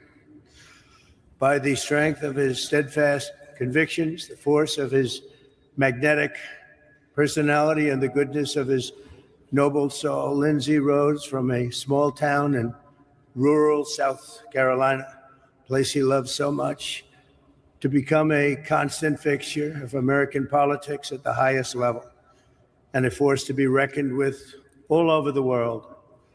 For more than 30 years, nothing of consequence happened in this Capitol without Lindsey Graham knowing about it. Nothing of significance happened anywhere in the world without Lindsey Graham having a view on it. And no bill became law in the most exceptional republic in human history without Lindsey Graham having a say in it. He was a man who gave America the full measure of his good and mighty heart until that heart itself just gave out. But even though Lindsey's life was cut short while he was still so full of vim and vigor, there can be no doubt that he lived absolutely to the fullest. He died doing the work he was born to do. He was truly a great politician, serving the country he loved to serve so deeply. He went out at the peak of his career and the top of his game as a legend that every one of us, many of us here today, blessed to know him, and a friend that none of us will ever forget. There was truly nobody like Lindsey Graham. Right. It was I'm going to take his Bella hometown out of Central and South see if Carolina that's that what she wants Lindsey to go first outside while learned this- the art of politics. Wrong video. His parents ran a bar and pool hall on Main Street with a room in the back where the family spent and slept and did everything that you had to do. As Lindsey said, his father taught him the key to being a successful bar owner is that you have to be funny enough that people will keep coming back, and that you have to be tough enough that you can stay in business and thrive. A very difficult combination. For his entire storied career, that's exactly who Lindsey Graham was. He was the first person to make you laugh, and one of the last people that you've really ever wanted to fight. These were the traits that made him into one of the great figures in Senate history. Few like him. As a boy, Lindsey also learned his first lessons in diplomacy when the wife of one regular patron called the bar asking for her husband. She demanded to know, where is he? The man instructed Lindsey, tell her I'm not here. And young Lindsey nodded and said into the phone to the wife, he said to tell you that he's not here. That was Lindsey. When Lindsey was just 20 years old, he lost his mom to cancer. 15 months later, he lost his dad. Their deaths left his 13-year-old sister, Darlene, an orphan. But in God's mercy, she had her wonderful brother to take care of her. On top of it all, Lindsay became her guardian while still in college and helped raise her. He later said that for all his achievements, and he had many, his single proudest accomplishment in life was how well Darlene turned out. He had total respect and love for Darlene. Nothing could be more fitting than that woman who was Lindsay's proudest legacy now continues his legacy of service in the U.S. Senate, a place that he cherished. And I have no doubt that he's looking down today, beaming with pride at his sister, Senator Darlene Graham. Thank you, Senator.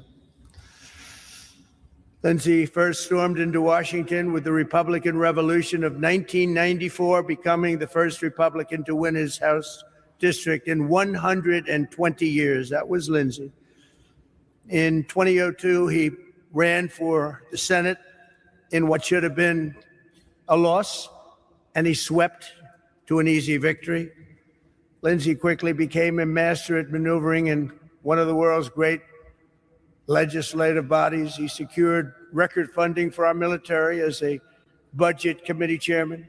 He delivered the largest investment in border security in history, and last year he shepherded the passage of the largest tax cuts in American history, the Great Big Beautiful Bill.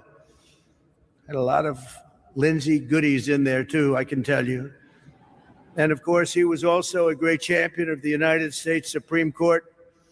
His impassioned defense of a wonderful person, a great gentleman, Justice Kavanaugh, ended a disgraceful attack on this very good man and gave us one of the greatest moments the Senate has ever seen. It was a truly monumental moment in Senate history. I believe it was Lindsay's perhaps finest hour. But no matter how heated things got in Washington, virtually everyone, Republican or Democrat, liked Lindsay. Well, not everybody, but it sounds good. Not everybody. He was a tough cookie, okay? I have to veer from this for a second. He was a tough cookie, Darlene, but he was beautiful. But he was also ready with a joke and a gleam in his eye. After being lectured on the excruciating details of patent law by a fellow senator during a flight, Lindsay declared that he had discovered a new form of enhanced interrogation and torture for the Guantanamo Bay area. He said, this is really bad stuff and boring. And while he was an incredibly hard worker, he was not exactly an early riser, as many of you know. When Senator Tim Scott, a great gentleman in his own right, I can tell you, invited him to prayer breakfast at 8:30 a.m., Lindsay told him, Tim, if Jesus himself comes back before 10 a.m., I ain't going. Yet, while he was always quick to laugh, no one ever doubted the gravity of his mission. Above all, Lindsey Graham believed in a strong America. He wanted a strong America. He had unwavering faith in the righteousness of American power and prayer. And he was extremely hawkish. I will tell you, he never saw a war that he didn't like. Only his true friends would understand that, but he wanted it for the good of our country. He felt in his bones that our destiny is to win, and that his job was to do everything he could to ensure our enemies would lose. It was this conviction that led him to serve 33 years in uniform in the Air Force and Air Force Reserves and Air National Guard, even while he was in office. And it was this conviction that took him as a senator to almost every country on earth, confronting America's adversaries and standing up for America's friends. He had tremendous friendships all over the world. It's a testament to his towering impact that among those mourning him here today are leaders, presidents, prime ministers from all over the globe. They're sitting right here before you. Lindsay met countless world leaders, yet Wherever he went, he was always the same Lindsey Graham. When he met Libyan dictator Muammar Gaddafi in a tent in the desert, he told him, I expected something out of the Arabian Nights. This looks more like a Winnebago. That was not a good statement to make at the time. And when he met the Dalai Lama, Lindsey looked him straight in the eyes and said, so, can you really levitate? The Dalai Lama was not happy with that. But no matter how high he rose, he never forgot where he came from. There's probably not a single town in South Carolina where Lindsey did not help repair a bridge, expand a school, improve a hospital, or recover from a disaster. He was a force of nature, and I will miss him greatly.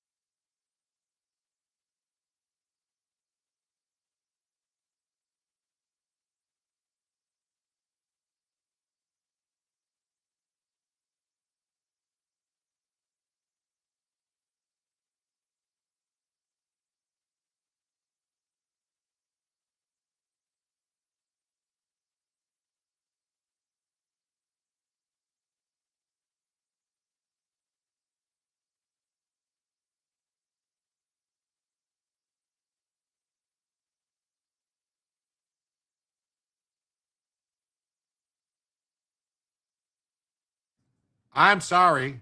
Wow. I didn't realize I was muted. Thank you. Thank you. Wow. Muted, Jim. You muted yourself. All right. Muted. No. No sound. All right. I think I fixed it. Is it fixed now? I think it's fixed. Is it fixed? Is it fixed now? I hope it's fixed now. That's all I can say.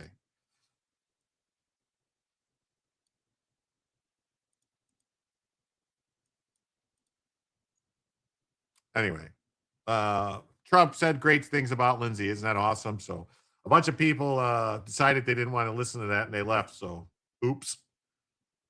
You're okay. Gotta go. Okay. Thanks for being here, Grizzle McThornbody. What did I say about the $5? I said that was great, and thank you very much. I talked about it. I just said that I don't believe that the oil being taken out is causing earthquakes. Anywhere that the oil comes out of the ground gets filled in with groundwater. Water takes its place. So the voids just get filled with liquids and stuff like that. So mute. I'm still muted. Oh no, really? That's terrible. So DNA crack, century-old murder mystery involving one of history's most famous families.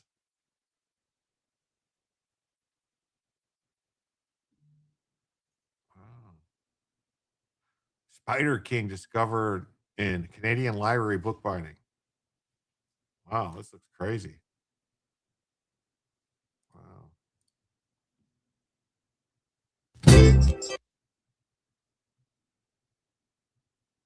Oh, your bigger move. So here we are, and this is what it looks like. Naked eye. Wow. And then you shine V. Some more text appears. But, so here we are, and this is what it looks like. Naked eye. And then when you shine V, some more text appears. Oh, look at that. The Spider King letter. Yes. Pumping oil can cause earthquakes, but they aren't anywhere near as strong as plate tectonics.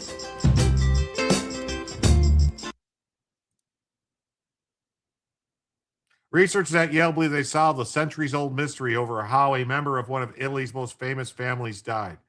In a study published in the Journal of Science, researchers analyzed DNA from Grand Duke Francesco's I de' Medici's Renaissance ruler of Tuscany who died suddenly in 1587. Francesco and his wife, Bianca Capello, died a day apart after falling ill with intermittent fevers following a stay at a mosquito-filled villa, fueling centuries of rumors that they'd been poisoned. Well, at mosquitoes, that's not a good thing. Forensic, yes. As usual, Fox posts unrelated video, as usual. Bella is traveling. She did, didn't she? Hold on. Let me fix it.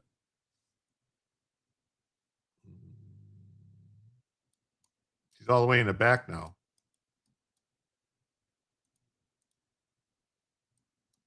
Look at her paws.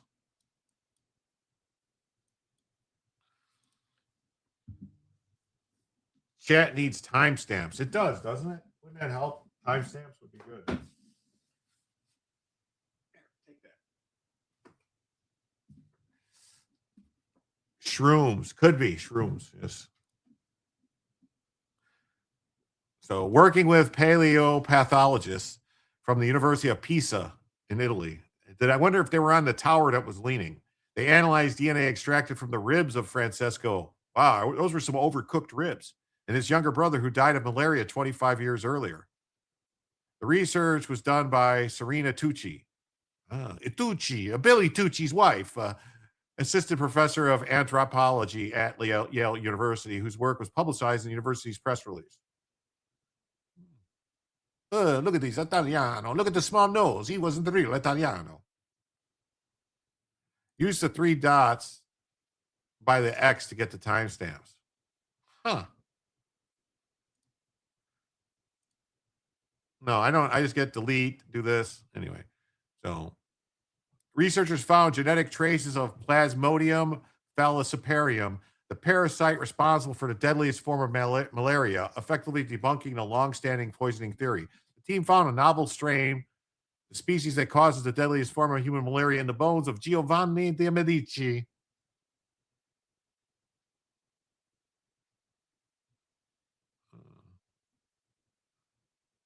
The researchers also discovered molecular traces of Falcarium and a second species, P. malaria, in remains of Francesco de' Medici.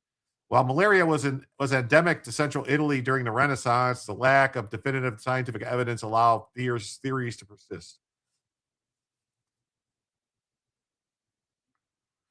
Constant heating in the Earth's molten lava cools and moves around. Dude, were you a flat earther too? You talking about me? I'm not a flat earther.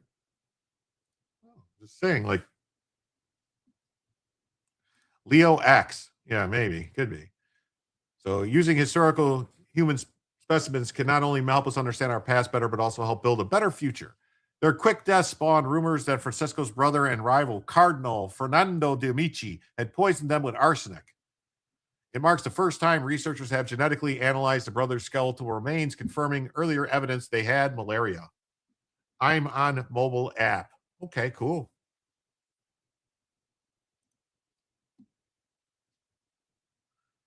The results are saying, oh, yours leaked after neck surgery, your cerebral spinal fluid.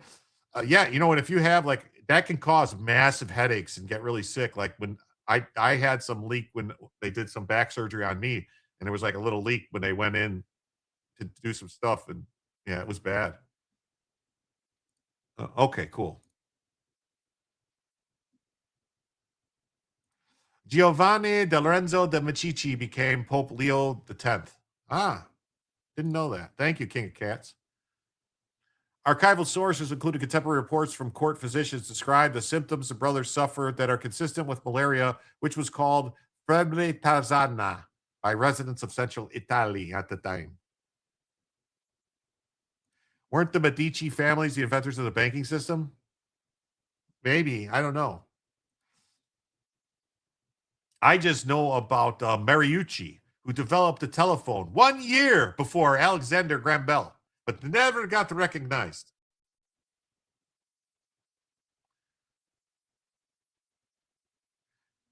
Mariucci.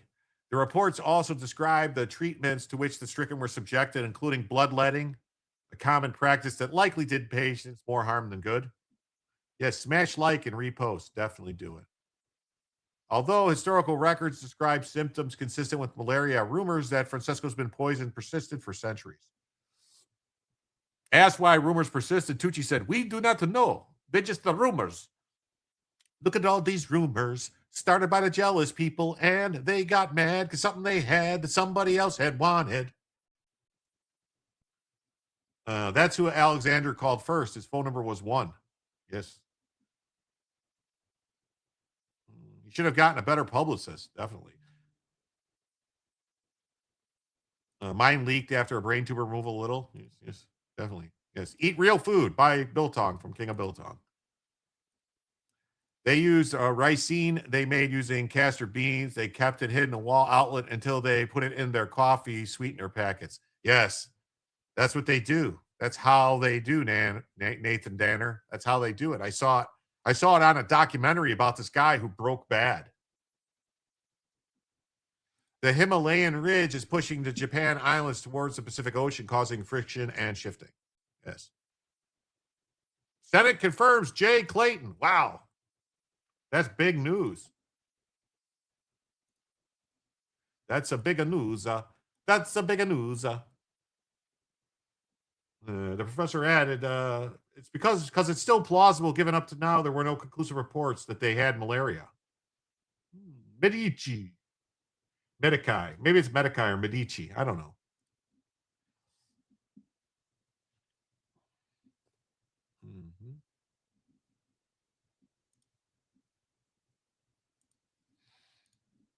She also noted that the hypothesis of poisoning doesn't seem to be well supported from a scientific perspective. It's very speculative. We can only say that they found the pathogen that caused malaria in the specimen, confirming that he had malaria. The same genetic approach could certainly help solve other historical mysteries, says Gisella Cacchione, a researcher at Yale's University. Ooh, look at this guy. Wow, look at that beard. That's what you call it. That's a big motherfucker. Look at the size of his head. Look at his shoulders. Wow. Gorlame. If possible, there is clear hypothesis to address that one in a genomic base. It depends on the questions and the tools we have. The DNA recovered from century-old remains could do more than solve historical mysteries. Cacchione pointed out. The newly identified malaria strain could help researchers better understand how the parasite has evolved over time. Yes, definite great movie.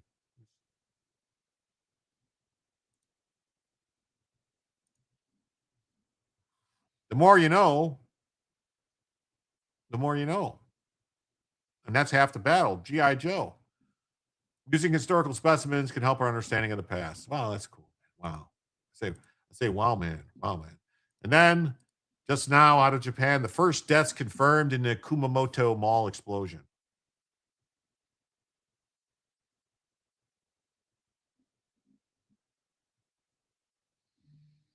Those ancient bankers sure knew how to eat. You ain't kidding, right? You see that guy? That was a big dude.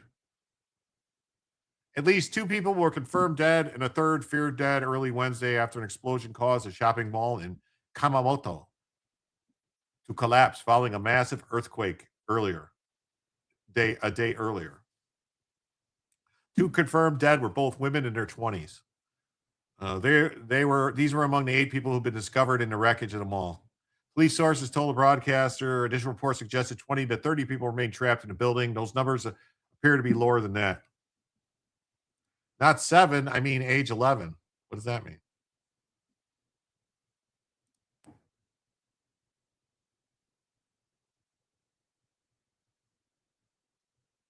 Okay. Around 200 people reportedly evacuated the mall parking lot immediately after the earthquake. Dash cam video from a car caught the moment of the blast. Meanwhile, hundreds of people are injured. That's a Lexus. Speaking of reporters, Prime Minister Sanda Takachichi urged those in the quake areas to remain vigilant. U.S. Central Command and Saudi forces carried out precision strikes against Iran-aligned terrorists in eastern Iraq on Tuesday. Huh. Is there any reports about a gigantic fire-breathing lizard? None yet. No Gajira. Videos of that mall blowing is insane. The sides of the building just exploded out. It was. The left is trying to replace global warming they tied to fossil fuels. They hoped people would be a lot less educated and gullible. Yeah, they're trying.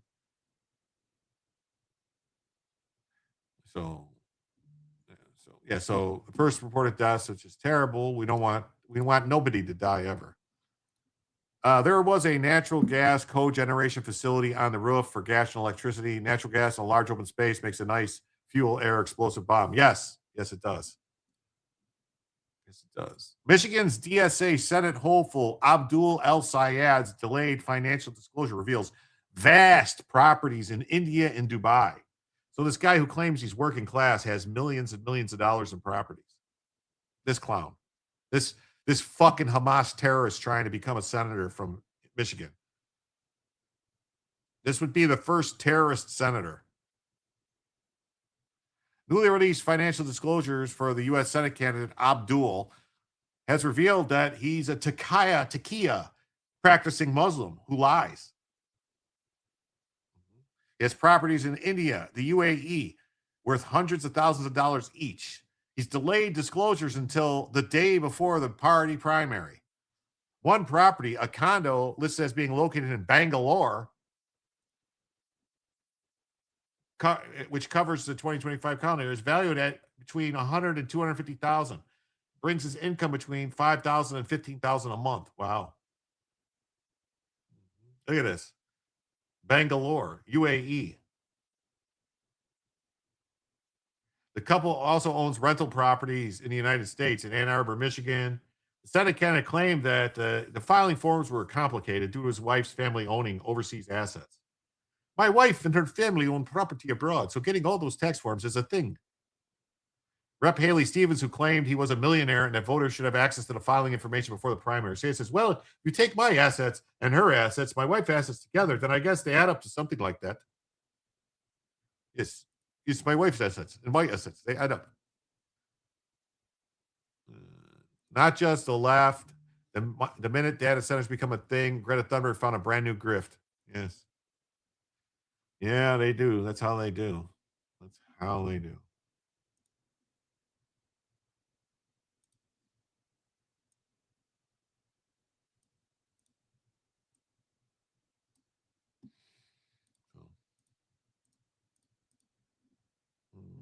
I have a slight imbalance issue from it. Oh, I hope you feel better. All right, so Britain is dead, it seems. Great Britain is dead. Enslaved burqa-clad wife wins British Citizen Award for empowering young women. This is like mind-boggling. Mind-boggling. Like how a burqa-clad woman could be awarded a prize for empowering women. Look, I don't get it.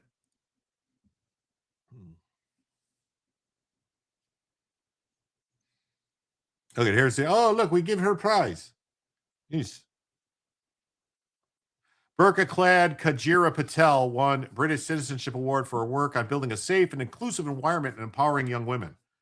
Durga Burkistan. Yeah, she's from Durga Burkistan.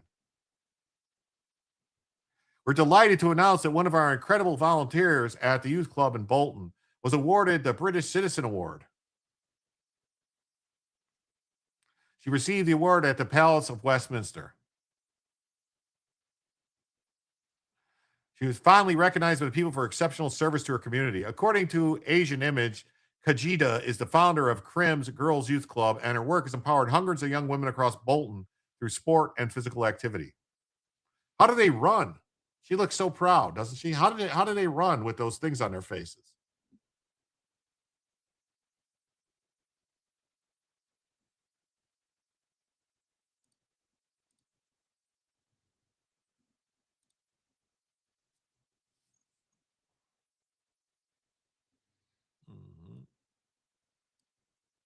It's crazy. It is crazy.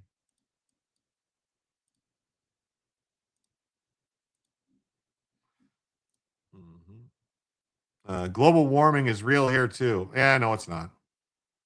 We're coming out of an ice age. Global warming is a bunch of bullshit. I'll tell you right now. What's going to happen is because of the magnetic field weakening and the pole shift that's happening, storms are going to get more severe. So it's going to get worse, colder winters, and we're going to have vast shifts in weather. That's what's going to happen. Mark my words. Mark them somewhere around the turn of the century. She won British Citizenship Award for empowering women. Yeah. Ilhan Omar was great at math too. Ask her sister. The Milankovitch cycles. Yes, that's right. The Milankovitch cycles. You're 100% right. You're on it.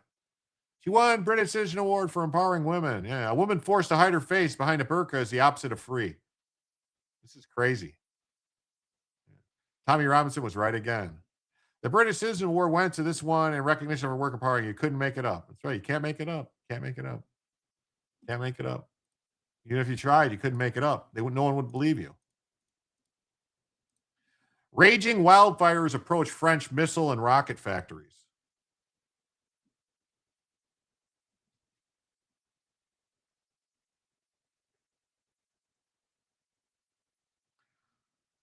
For 7 days and nights, French firefighters have been battling the Gironde wildfire and are not only getting a measure of success, right, as another heat wave is about to hit the Bordeaux region.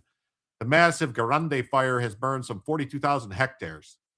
But a deadly new challenge may be entering this apocalyptic fire season. The blaze is closing in on missile and rocket factories in France, facilities that store explosive materials.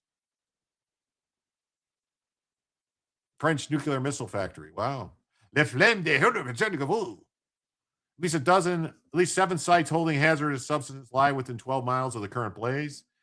Saint-Médard-et-Helis, an evacuated commune, is located at a 435 hectare facility, which produces propellants for the Ariane rockets and strategic missiles.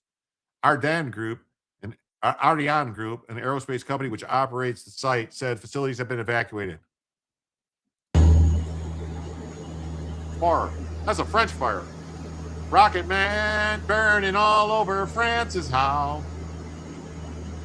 Rocket Man burning all over France is how.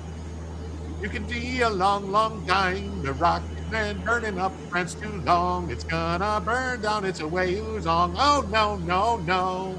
It's a Rocket Man. Rocket Man. Hey, pal.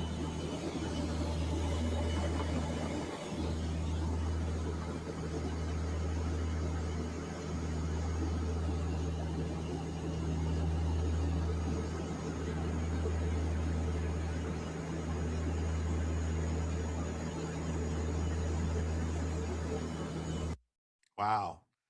Yep. Sheeple heading to slaughter. Once we go into the next ice age, we're all going to have to move to Australia or South America because the northern hemisphere will be covered in miles of ice. Possible. It's possible. It's possible. It's also possible that the North Pole will actually be somewhere around the North Pole will be somewhere around right off the coast of India. And the South Pole will actually move to where the anomaly is off of South America. It'll be like, it's going to shift 90 degrees. So supposedly, possibly, it might only shift 90 degrees, not 180. So it might only go like a little bit. So we'll have to see. So let's see. Said there was a PayPal.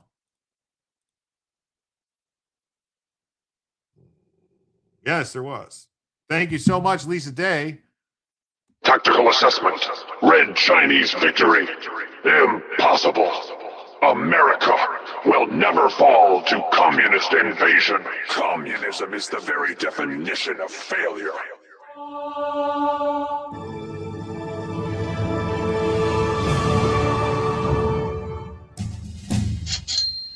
Thank you, Lisa Day, for that 20 on PayPal. That means right now, folks, we are just $100 away from adding a second additional hour to the show.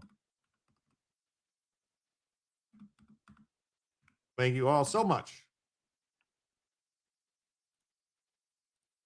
for that. Magnetic North Pole. Yes, yes. Yes, Jim, Lisa adds to our pal. Yes, she does. She did. Thank you.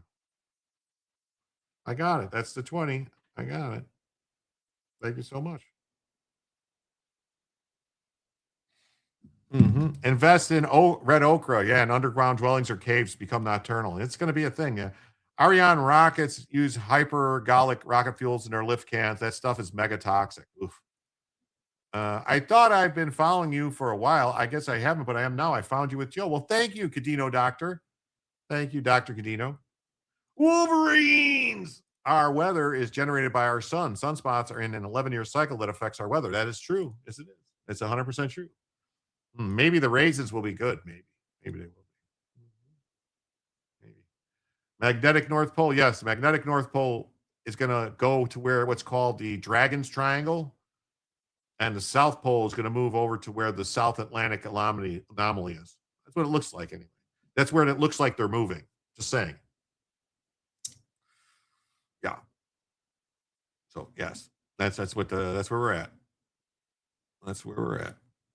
It's gonna be a long, long time. The rocket man brings around and gets too long. No, no, no, no. He's a rocket man.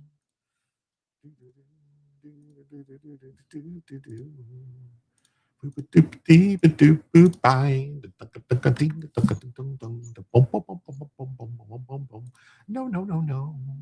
Rocket man.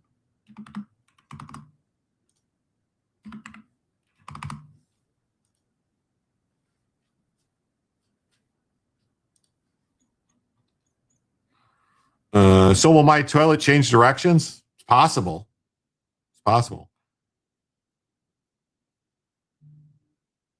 Too much honor. DR is for drive. Okay, sorry. Oh, Catino Drive. All right, I got you. That's what you heard. I heard. Who's got the word? Heard with the bird. But if you want to call, if you want, you can separate. We can separate California Dino Doctor. Could be a paleontologist. Oh, there you go. California Dino Doctor. That's what I'm going to call you from now on. California Dino Doctor. What did Lisa say that was funny?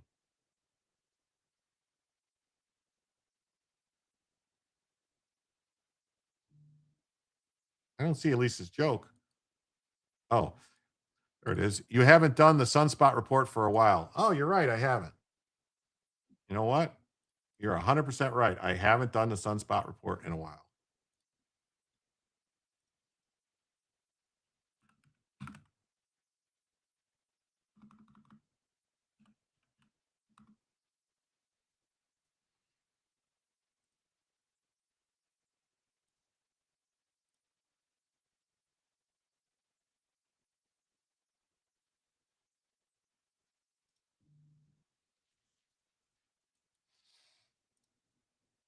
Just for you, Lisa.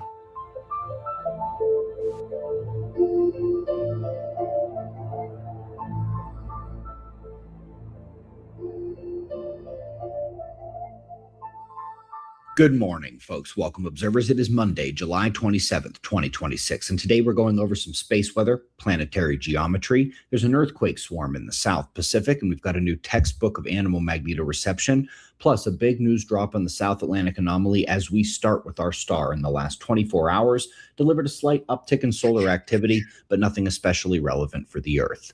We had a couple solar flares, impulsive and not producing CMEs. The CMEs the sun did produce were not aimed at Earth. Plasma filaments and geomagnetic conditions are quiet.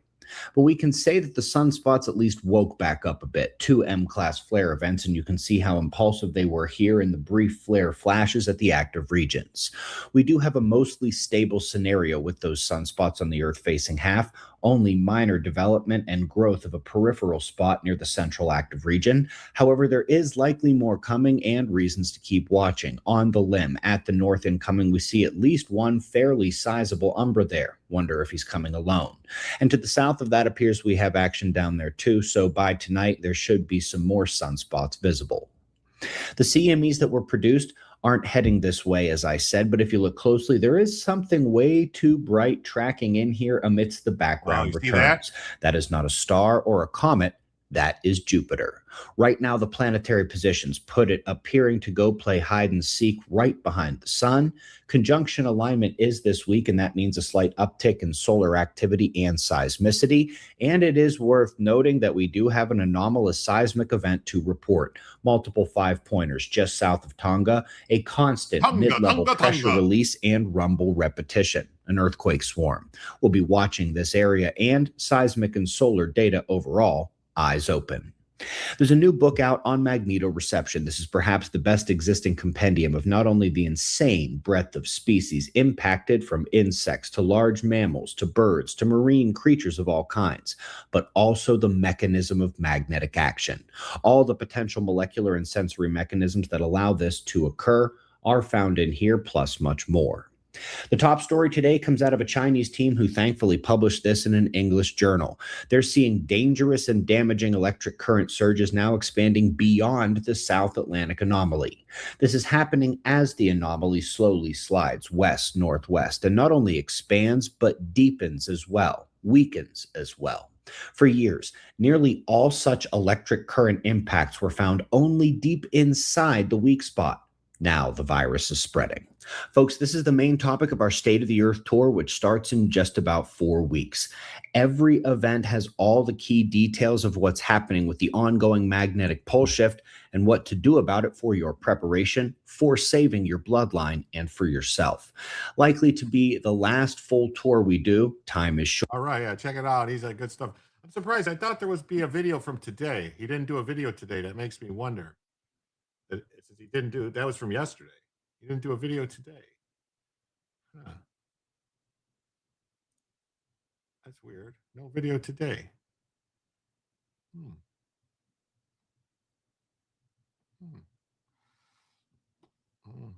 Well, we gotta know. Let's see what this one is.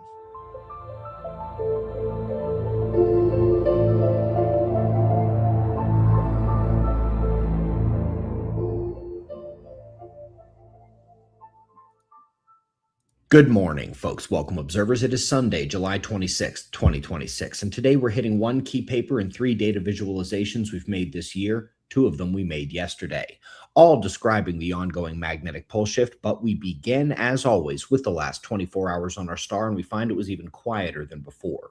Still not solar flaring, but also the plasma filaments appear tremendously stable. The southern coronal hole is too far south to impact the Earth, and the stretch of quiet continues here, and probably should not be expected to change very much today.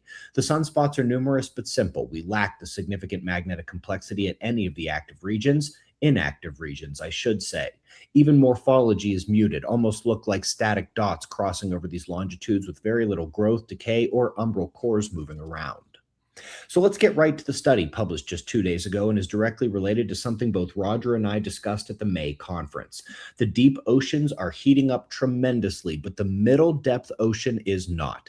This tells us that the deep heating cannot be coming from the atmosphere. It's not traveling down through from the surface heating.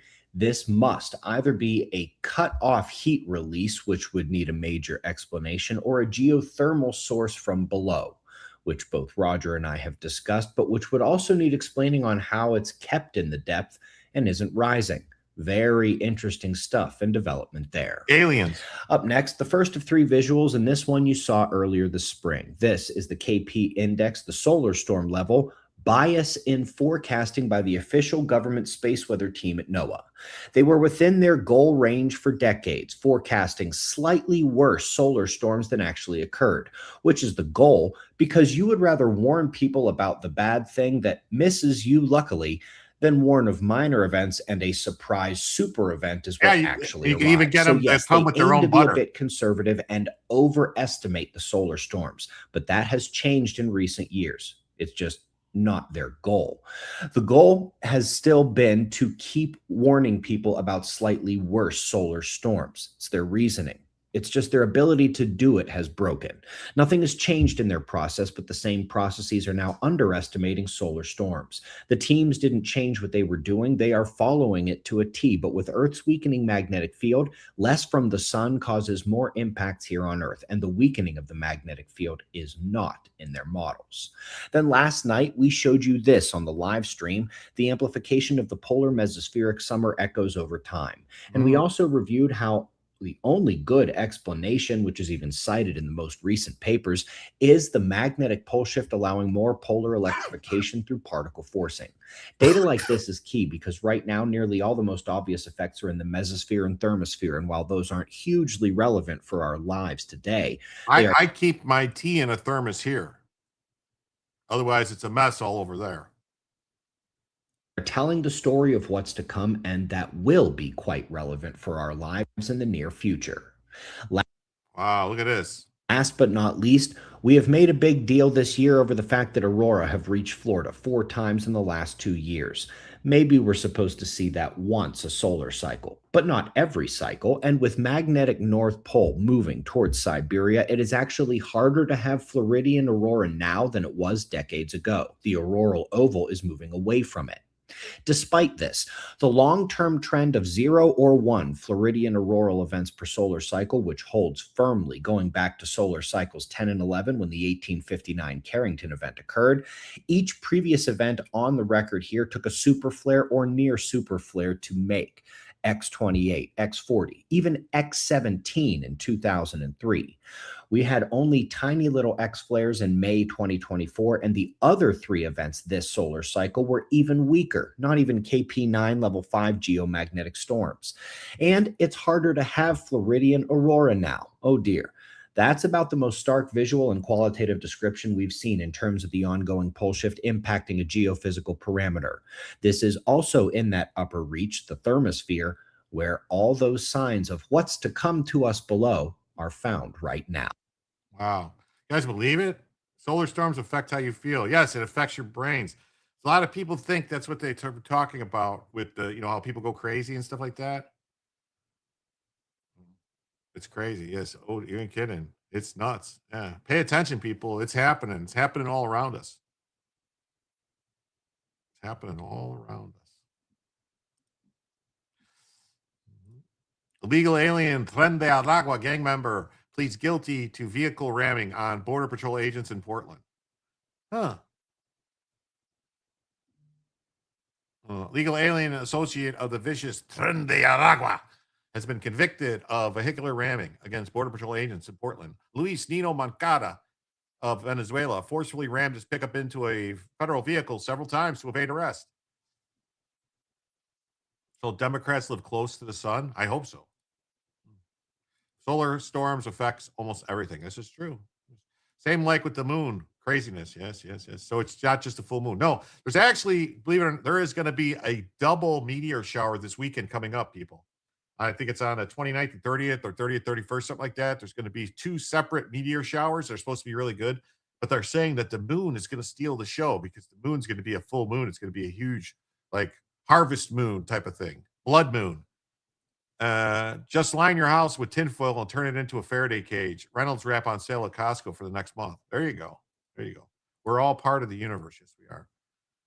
So an agent fired his weapon. Nino Moncada pled guilty on Monday to felony depredation of government property. He faces a maximum sentence of 10 years and a $250,000 fine. I think that's his prostitute wife or something, or just prostitute. I don't know. She looks angry. They both look angry. The incident sparked riots outside of the ICE facility in Portland. Federal agents had shot individuals they described as their neighbors. Neil Young will be there. Yes, he will. Nino Mercado parked his red Toyota Tacoma pickup truck in the parking lot of Adventist Health. He had a female passenger identified as Yorlena's Beth Zambrano Contreras, 32-year-old Venezuelan legal alien involved with Tren de Aragua prostitution, according to the Department of Homeland Security. After Nino Mercado parked, the Border Patrol agent parked his vehicle behind him. 6 Border Patrol agents exit their vehicle and surrounded the truck in an effort to arrest him. And because he's an unlawful person, he's an illegal alien, he's a criminal. Are the solar storms causing TDS? It's possible. It's what's making these people all go crazy. It could be what's causing all the, dare I say, transitioning. Maybe the planet is transitioning into a different cycle. Nino Mercado proceeded to weaponize his vehicle and believed that he was being targeted by ICE and began forcefully ramming his truck into the vehicle parked behind him. Both occupants sustained gunshot wounds when they fired into the vehicle. The illegal alien gang associates fled the scene and were later apprehended. Both of them survived their injuries. Nino Mercado admitted that he was illegally residing in the U.S. A federal immigration judge ordered his removal back in November of 2024. Yes, just like the frogs. It's turning the frogs gay. So he has been held in custody ever since his arrest.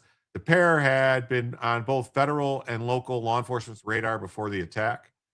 Homeland Security said that Zambrano Contreras, an associate with Tren de Aragua prostitution ring, and was involved with a prior shooting in Portland. Online records show that Zambrano Contreras has been listed as a prostitute on several websites. TDA is a designated foreign terrorist organization. Yeah, so the TDA prostitute.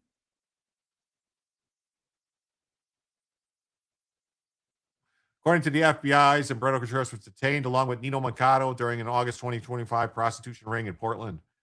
The shooting in July 2025 in Portland enlisted several key players the pair had been working with, identifying them as Tren de Aragua members. Shortly after their apprehension, they were offered a plea agreement that allowed her to plead guilty to 2023 illegal entry. She sentenced to 1 year of supervised probation with GPS monitoring. However, Zambrano Contreras was arrested again in May for violating probation conditions. During court proceedings, she admitted to violating a court-ordered 8 p.m. curfew 20 to 30 times, returning home late, or leaving in the middle of the night. Why wasn't she just kicked out of the country? A federal judge allowed her release, but warned that she will remain in jail if conditions are violated again. So the judge just leaves some pimp wars. Yes, pimp wars. That's what's going on.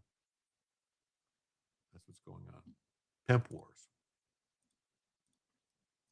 Yes, don't ever do that. Nigeria, eyewitnesses report helicopters appearing before attacks on Christian villages. Villagers across 3 Plateau state government areas have reported helicopter and drone activity preceding attacks on Christian communities. According to on-the-ground interviews. Anthony Moses Dakas, a youth leader in the Takas Youths, a Christian community, says that helicopters began landing before the attacks. Do you know where the helicopter is? You should know it. Used to land here in Takas and warned that the community would take further action if the government failed to respond. Reports fit a larger pattern of helicopter sightings preceding attacks on Christian communities in Nigeria's Middle Belt. The pattern reoccurred in southern Kaduna, where survivors of several attacks reported seeing a helicopter shortly before the assaults, believing it was conducting surveillance or delivering supplies to the attackers. Christian Solidarity Worldwide reported that children displaced from Kajura would shake and run at the sound of a passing helicopter, associating it with the imminent attack. The most detailed case came in 2022 when terrorists deployed a helicopter during the attacks that killed 30 people in the villages of Dungan Noma, Ugwan Sakri, and Ugwan Maloki, and Ugwan Gamu in Kajuru, according to Adara Development Association President Awemi Malasormi. And the villagers mobilized to repel the attackers. The helicopter carried out airstrikes against them, providing cover that allowed attackers to move and fire for freely. Hello, Eli. What you doing? You're going to get your fingers stuck in there.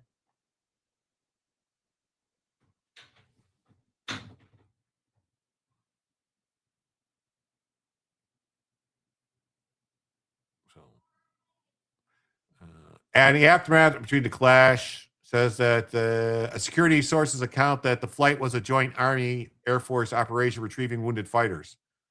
So, I don't know. Wow, imagine seeing a house design reality show. That'd be cool. So, local leaders in the area said that the attackers increasingly deployed drones in addition to standard AK-47s. So, yeah, so using helicopters, using helicopters, and they're killing up all the Christians. That's what they're doing. That's what they're doing. They're just killing all the Christians.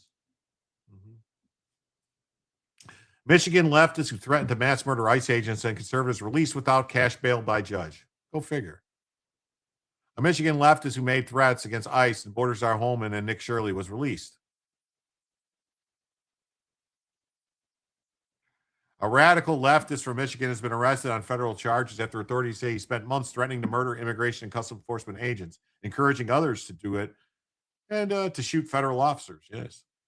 Michael Gary Peterson of Melvindale, Michigan, was charged in federal court with threatening to assault or murder federal law enforcement officials and transmitting interstate communications containing threats. This clown. According to the criminal complaint, Peterson made threats across Facebook, Threads, and TikTok under accounts linked to his filmmaking business, Dark Fortress Pictures. Peterson, who publicly identifies as a Satanist and LGBTQ plus activist, began making violent posts after the January 7th shooting of the militant leftist Renee Good.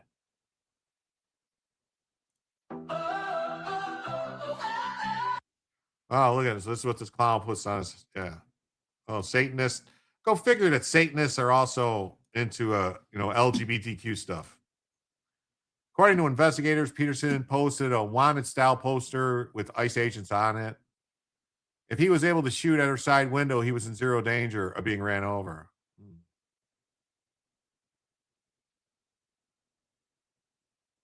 Wow. Hey, Snake Eater, thanks for being here. So, yeah, now we got these leftist Democrat judges just letting them out. Just go ahead and get out. Go ahead and let them out. No worries. Just let them go. Willie Pete leak in an Air Force base in South Korea caused evacuation. So, Willie Pete. Does everyone know what Willie Pete is? White phosphorus? So, some Pyeongtaek people were evacuated. The Osan Air Base is the most forward deployed permanent base wing in the U.S. Air Force, with a vast history going back to the days of the Korean War.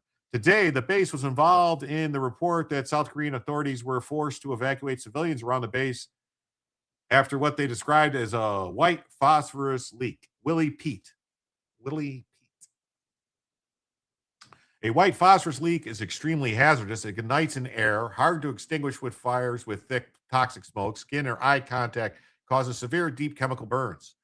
Inhaling the fumes risks serious lung injury and respiratory failure. Ingestion can poison the liver, kidneys, and other organs.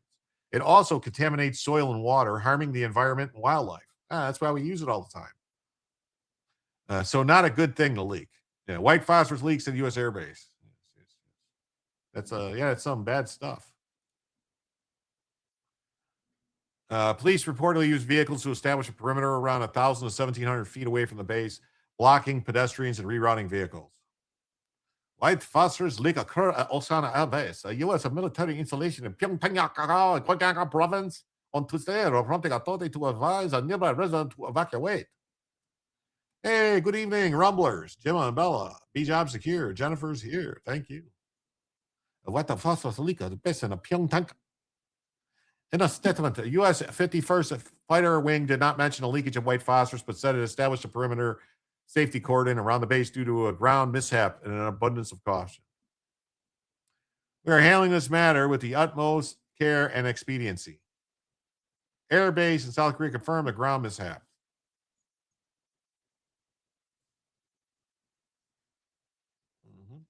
So it's not good. Not good. Portland Antifa extremist convicted for interfering with federal law enforcement during a 2025 ICE facility attack. Serves them right. Catherine M. Vogel. Look at these people. A veteran Rose City Antifa member has been convicted of crimes committed at the U.S. Immigration and Customs Enforcement building in Portland. Vogel, who has an extensive history with left-wing terror group, was captured on surveillance video defacing the ICE facility with red paint and then forcibly resisting arrest. She faces up to 1 year in federal prison and a $100,000 fine. I love the smell of Willie Pete in the morning. Smells like victory. Yeah, veteran member has been charged with felony assault of a federal officer. Yeah, look at these crazy people. That looks like a man. You see the Adam's apple on this person? You can see the Adam's apple. That's one of them, what they call their transies. Megan Summer Vogel, queer, vegan, anti-racist. Well, I would say it's more like a trans. That's what they call them, transes. Yes. He's trying to go. He's one of them. One of what? Identify. Do you support us? That's one of them. One of them there.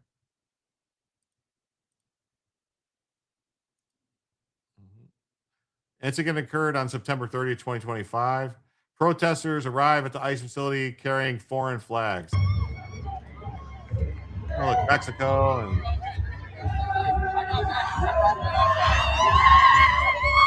like some weird war drum.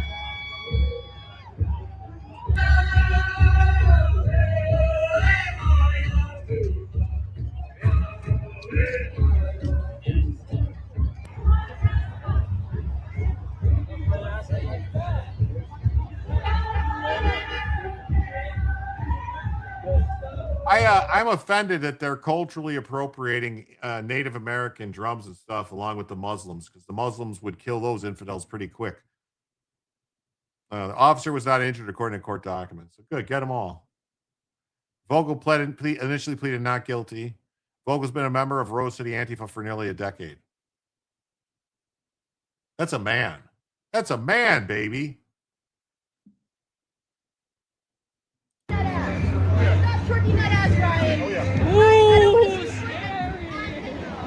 Don't hit me.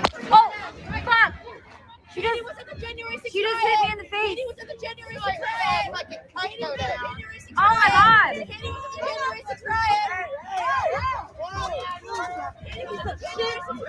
She just hit me in the face. I mean, I'm sorry. These people should all be getting the shit beat out of them. Like, it takes just a couple dudes to just show up and just start molly-whopping all of them. Like, it'd be over quick. But look at them all. Hey, give that back. Give that back. You took my stick. I would just give it to him right in the face. I will make you. I will make you. Fuck you. Put it the fuck down. Put it down, you piece of shit.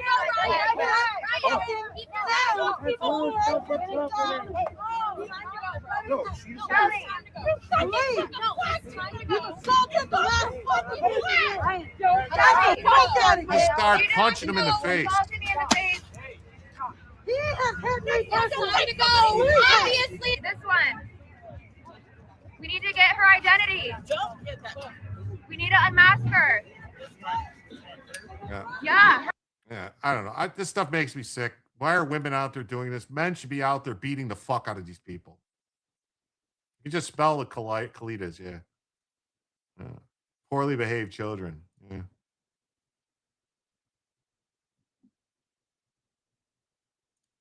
They look like kids next to them. That's what I'm saying. Why didn't that guy just start blasting them? Just take care of business. Be over real quick. So the suspect attempting to escape, I'm chasing her down. So these people. So yeah. So you know what? I've had it with this stuff. Mass show of force tonight.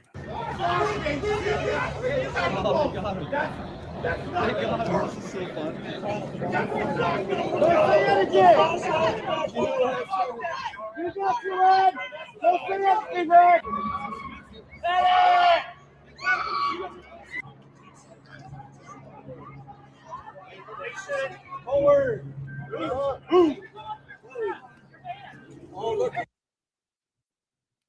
Anyway, that's what's that. So we got a feeding our fraudster, future fraudster gets 10 years for brazen $120,000 juror bribery plot that triggered arrest of all 7 trial defendants. Oh, well, you look at, they're a bunch of smellies. Look at them all. They're all smellies. That one on the bottom right, that's one of Ilhan Omar's buddies. A ringleader in the Minnesota's Feeding Our Future scandal has been sentenced to 10 years in federal prison for attempting to purchase a not guilty verdict with a $120,000 cash bribe.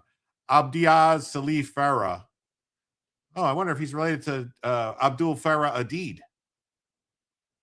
You guys want to check that out from old Black Hawk Down. Farah Adid was sentenced Wednesday by U.S. District Judge Eric Tostrude for his role in the brazen plot to bribe a federal juror during his 2024 fraud trial. Farah had already been sentenced to 28 years in prison for helping steal tens of millions of dollars from taxpayer-funded programs. I'm sure Tim Walz would probably try to pardon him if he could. But stealing from hungry children apparently wasn't enough. When Farah and his 6 co-defendants went on trial, prosecutors said Farah and his associates researched Juror 52 online, obtained her address, surveilled her home, and then tracked her movements. On the night of June 2nd, a woman identified by prosecutors as Layden Muhammad Ali arrived at the juror's home carrying a white Hallmark gift bag stuffed with rolls of $100s, $50s, and $20 bills. Inside was $120,000 in cash. The woman reportedly handed the bag to one of the juror's relatives and instructed the relative to tell the juror to vote not guilty the following day. More money would follow if she helped acquit the defendants.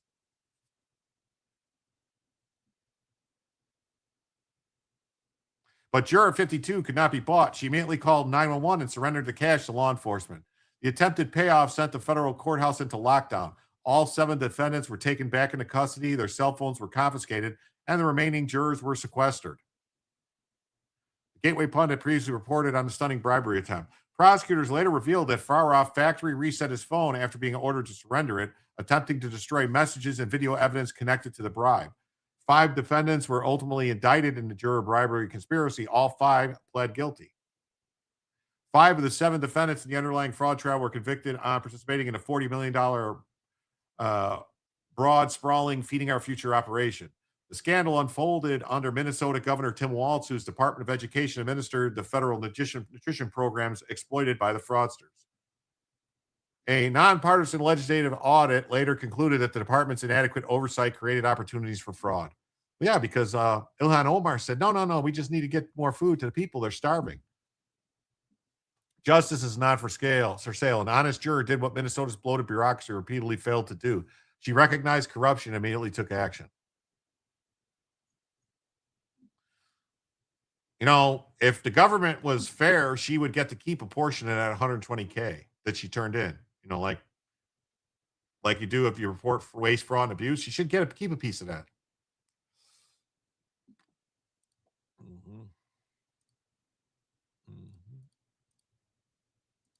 Footage shows giant iceberg collapsing in front of a Greenland settlement, sending tsunami-like waves towards the shore.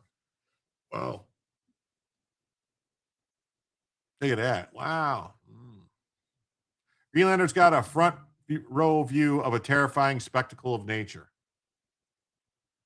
The iceberg, which was as long as at least 2 dozen houses, capsized near the UNESCO-listed Lillesvat Ice Fjord. Sped-up footage shows the huge ice mass tipping over and towering over the nearby settlement. Despite sending tsunami-like waves when it flipped, no injuries were reported. Wow, the internet is going wild. Let's see.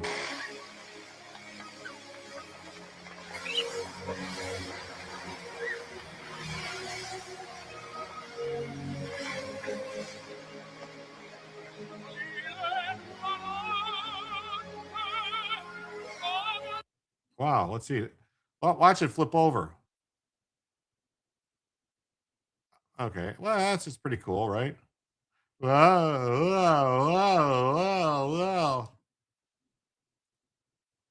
Oh. Iceberg collapse triggers massive waves. Iceberg suddenly collapses in the waters near a like Greenland, sending powerful wave racing.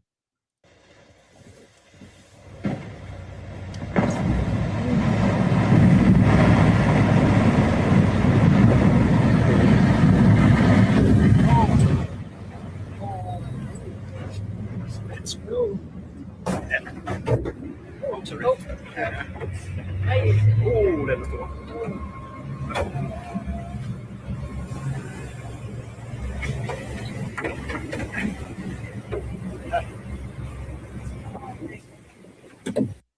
Wow. But were they tasty waves and some cool buds? So, it wasn't that serious. I was a little overblown, I think. John Cleese now backs Restore Britain's Rupert Lowe. I trust this man more than any of the other leaders. Wow. That's pretty crazy, isn't it? Monty Python star John Cleese has thrown his support behind Rupert Lowe and says he trusts the Restore Britain founder more than any other party leader. The 86-year-old actor and comedian has become increasingly vocal in his backing of the politician, sharing several posts from Lowe and praising his campaign on issues including immigration, free speech, and grooming gangs. Oh, the grooming gangs. Responding to a picture of Lowe shared on account, the English Crusader, Cleese wrote, I trust this man more than any other leaders. Smash the thumb, and make it go up.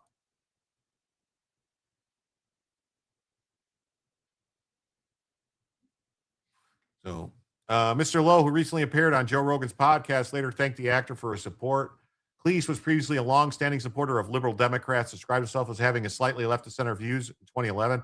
However, in recent years, Cleese has become increasingly vocal on issues including immigration, cancel culture, free speech, and Islam, while moving closer to Lowe's political platform. In 2014, Cleese said Nigel Farage's former party UKIP was enunciating something enormously important by promoting a sense of national identity. Although he said he was unlikely to vote for the party, he also said he supported immigration but expressed concerns about how people arriving in Britain don't like our culture. Which UK party is similar to Republicans? I don't know. Probably the Tories, unfortunately. You know, UKIP or Reform would be the ones that we'd like them to be. They're more MAGA-ish. The actor later said the London was no longer an English city. He's like a character in Basil Fawlty, Cleese said, responding to traditional British values being under pressure from Muslim belief systems, and that they criticize the use of the term Islamophobia to describe criticisms of Islam. Yeah, so you can't criticize Islam or you're Islamophobic, just like you can't criticize the gays or you're transphobic or gayphobic or whatever, homophobic. Low called Cleese a patriot. Well, that's good. It's about time. It's only a flesh wound. Run away, run away, run away. Christian who hates Christianity. James Talrico now credits Islamic mystics and Rumi for shaping his faith as much as Christian writers. This guy, yeah. He's not a Christian at all. Texas demon rat, James Talrico, the communist Senate candidate running against General Ken Paxton, got exposed again. Newly surfaced audio from April 2024, appearing alongside a Muslim, Talrico openly credited Islam for molding his religious beliefs. I know personally I've learned as much about my faith from Salman's traditions, from Islamic mystics, from poets like Rumi, than I have from Christian authors and Christian writers. Wow. I know personally that I've learned as much about my faith from Salman's tradition, from the Islamic mystics, from poets like Rumi, as much as I have from Christian authors and Christian writers. That's just crazy. This guy's trying to run as a Christian. This is the same Talrico person who described himself as a Christian who hates Christianity. I always think of myself as a Christian who hates Christianity, he's declared, drawn back into it because of radical revolutionary teachings of the barefoot rabbi. Now the man who hates Christianity is telling Texas that Islamic mystics and Sufi poetry shaped his Christianity. Talrico has made faith a central part of his campaign brand, frequently talking about biblical Christianity. He claimed God is non-binary. He called Jesus a radical feminist. He has suggested multiple biological sexes exist. He argued that displaying the 10 Commandments in classroom is deeply unchristian. First commandment.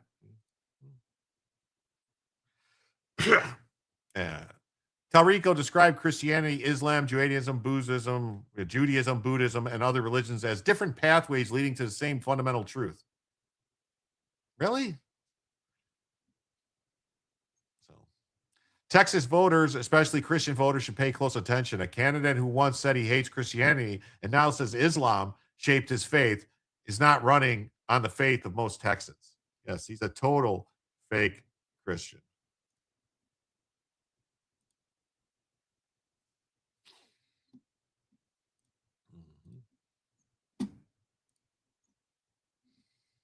The Senate confirms Jay Clayton as National Director of Intelligence. Jay Clayton was formerly the Southern District of New York U.S. Attorney. And, this guy.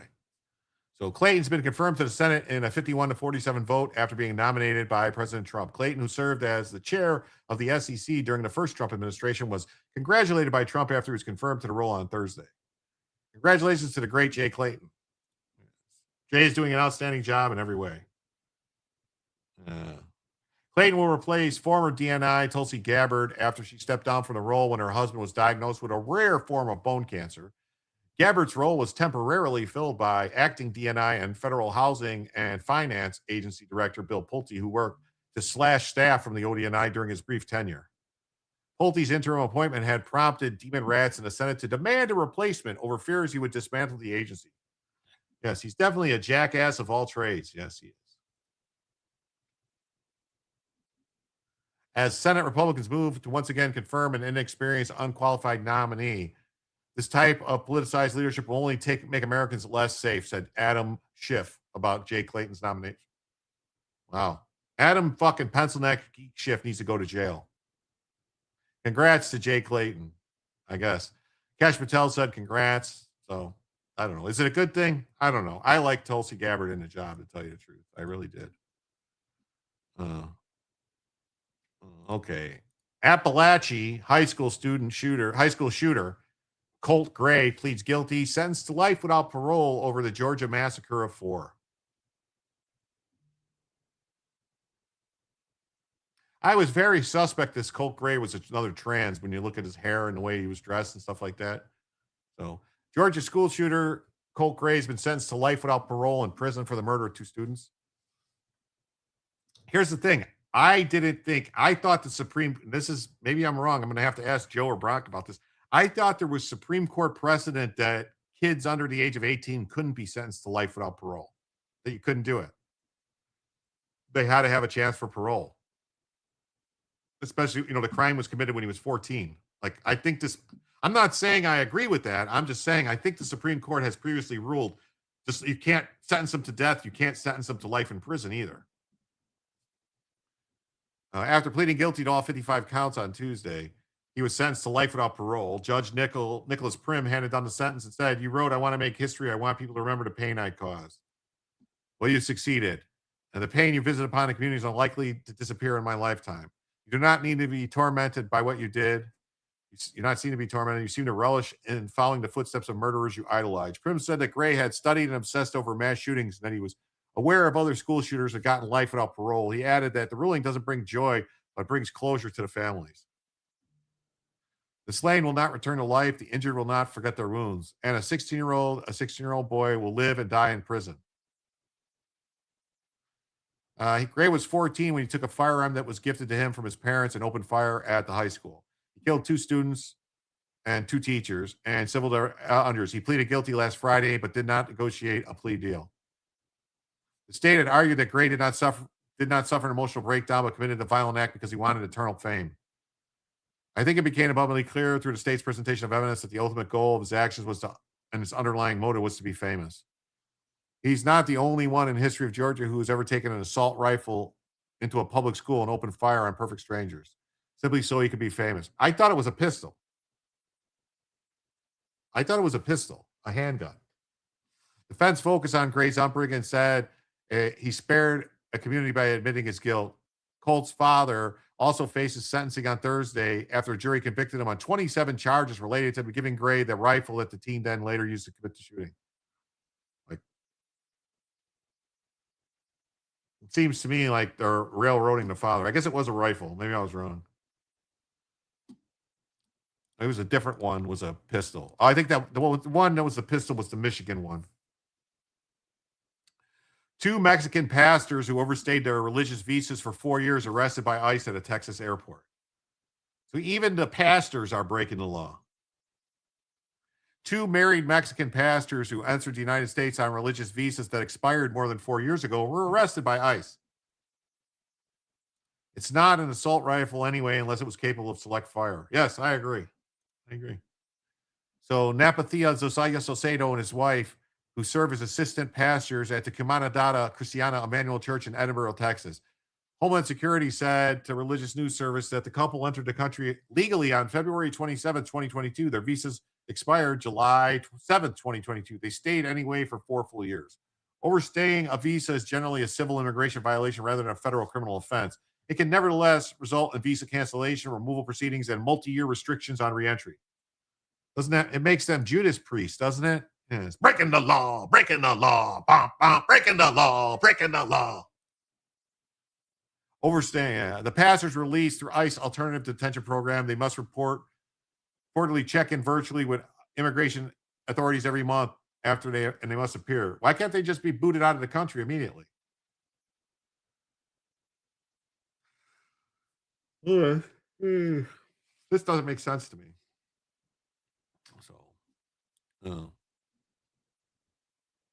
Cuellar complained that ICE is going after religious people, declaring, "I don't think that's a work of God. With all due respect, I think we have a little discretion here when people are in the process." The process of what? They came in and overstayed their visa. Discretion for people who ignored the expiration of our visa for 4 years. Supporters of the pastors, including some Assemblies of God figures, claimed the couple held valid R1 religious worker visas. DHS rejected that narrative outright and stood by the overstay timeline. This is not complicated. A visa is a temporary position. When it expires, you leave. Staying makes you deportable under federal law. The airport arrest comes as the Trump administration ramps up enforcement. Yeah. You have brother in Zephyrillis. Zephyr Hills. I call it Zephyrillis. I always sing "Breaking the Law" if I stand on the top step of the ladder. There you go. So, The Gateway Pundit also reported that ICE arrested a Southwest flight attendant, Lorenzo Enzo Thompson, while he was working at Nashville International Airport. DHS alleged that the Jamaican national remained in the U.S. after his authorized stay expired in October 2021. How did he get a job working for a fucking airline? Don't they do background checks? I mean, holy shit. 23,000 signed petition urging New York City Mayor Commie Mamdani to skip the 25th anniversary of the 9/11 terror attacks.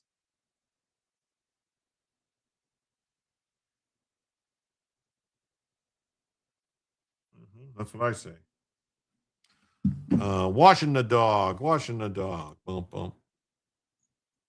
So family members who lost loved ones on 9/11 are begging Mamdani not to show up. They don't want him there. He hangs out with people who say that we deserve 9/11. So they're like, yeah, we don't want the scum there. Stay away, scum. We felt that having Mamdani would only show disrespect to the family members because of people he supports. Among those backing the efforts is Monica Aiken Murphy, whose husband was killed in the attacks.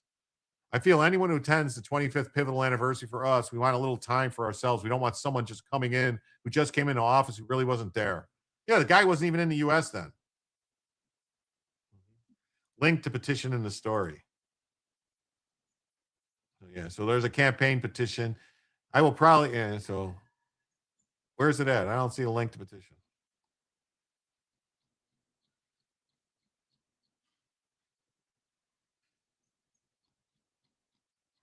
I don't see no link to the petition.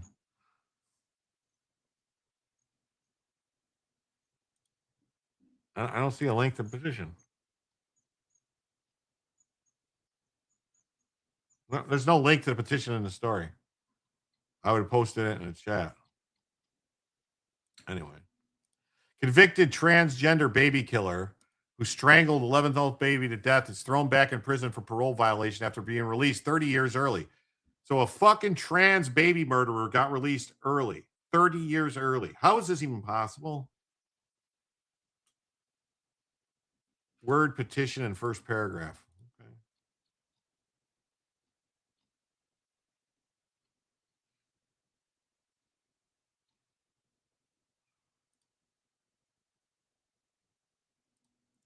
All right. I will put this in the chat. If anybody wants to go sign the petition to keep Mamdani away, there it is. There's the petition. There's the petition. Keep Mamdani away.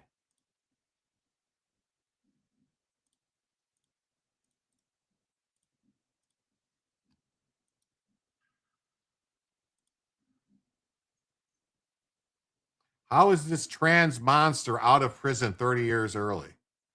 Convicted transgender baby killer who strangled an 11-month-old girl to death has been hauled back to prison for parole violation just months after the Indiana Department of Corrections quietly released him decades early. Jonathan Richardson, who now calls himself Autumn Cardoleone and identifies as a trans woman, was booked into Vanderburgh County Jail on July 15th for an undisclosed parole violation. Richardson has since been returned to custody of the Indiana Department of Corrections, state records show. As the earliest possible release, August 15, 2041 as the earliest possible release date.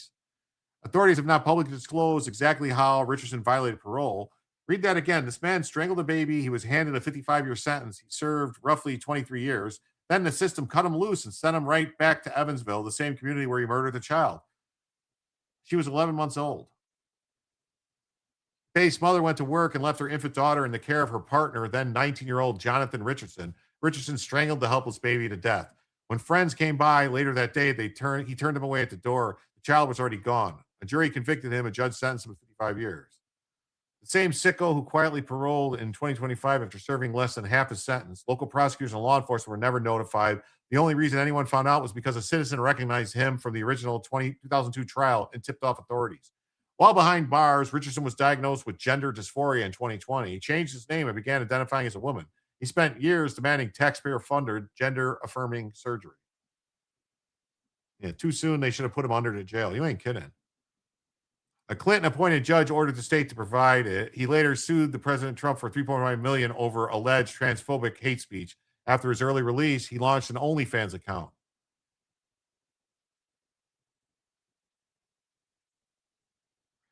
Faith Lee's mother warned the courts she lives in fear this man would change his appearance, hide his identity, and walk free one day. That day came and insisted in handing him an early release.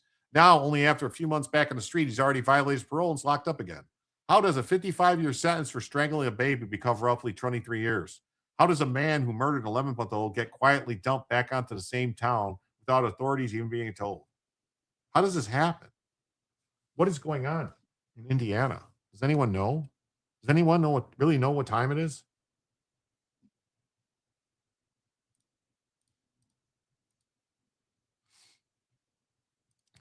World famous Catholic shrine is torched. Devil in a skirt scrawled on Virgin Mary statue. Wow.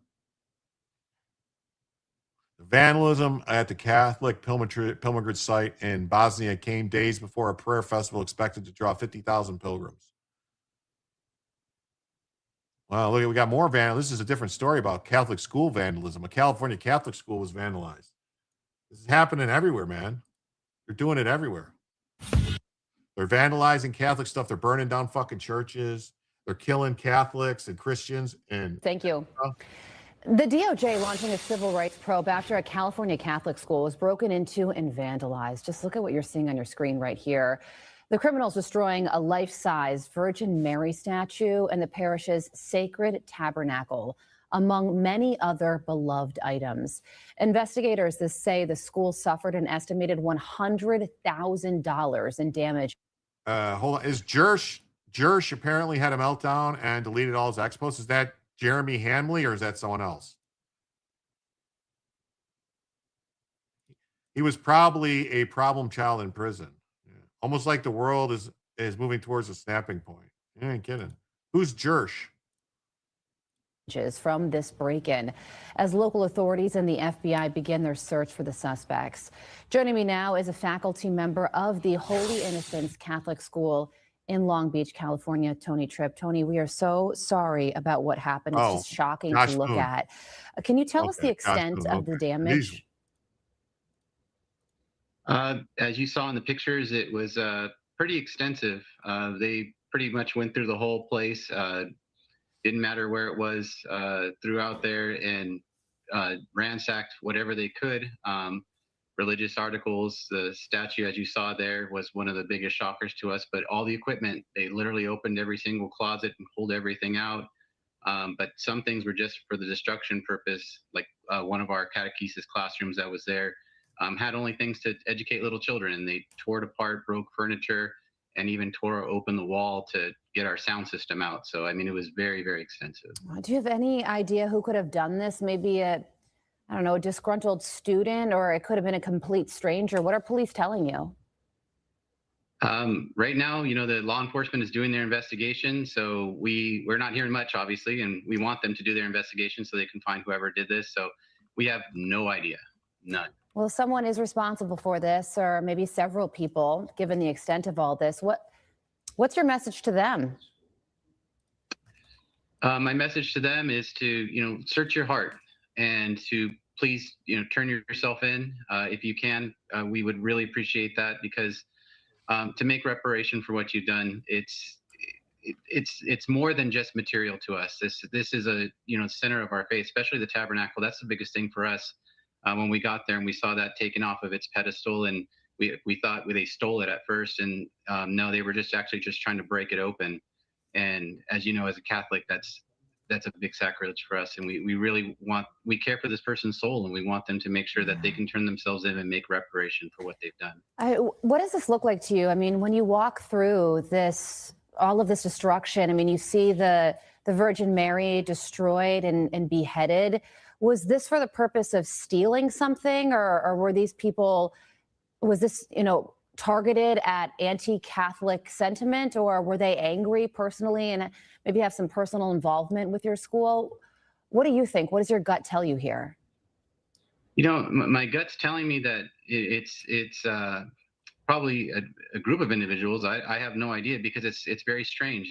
To a certain appearance, it does look like they want to steal things, and then at another side, it looks like they just wanted to destroy anything that had a religious symbolism purpose. So, not sure what the motivation was, but I do know that we want them to obviously make reparation and change what they've done. I mean, what's crazy about this is, God does great things with bad things sometimes, and the show of support from the Catholic community has been huge. I mean, we've never expected anything like this, and it's given us tremendous hope, that people still have faith and believe in God and are willing to stand up for their faith. So, we also want to thank all the people who've supported us to help us to repair all the damage.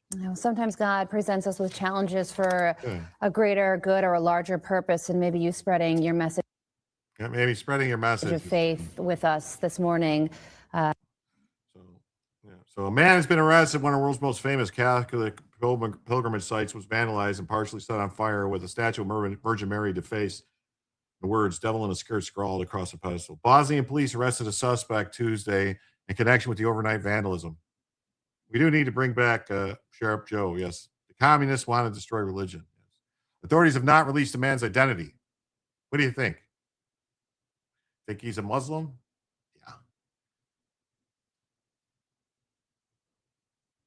Yeah. Police were first called around after the face and hands of the statue on Apparition Hill, known as Pablo, were found covered in black paint. But Candace has final proof it's not him. Charlie Kirk murder case straightforward, gets prosecutors to argue case near trial decision. Okay. Police were called. Yes. The pedestal at the foot of the statue was spray painted with English phrase "devil in the skirt." Surveillance footage shows a man at the location pouring what they believe were gasoline on the altar and setting it ablaze. I believe there's a video of it somewhere, what he did. I saw a video of it somewhere. Where is it? On X? Let me see. Is it on X? Is that where I saw it? Let me see. Let me find it. I know I seen it.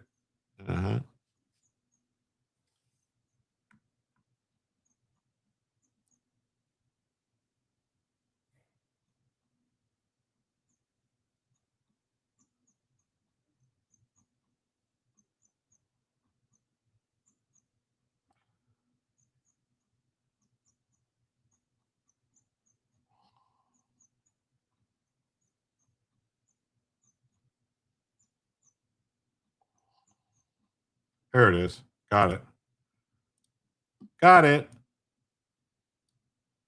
Here it is.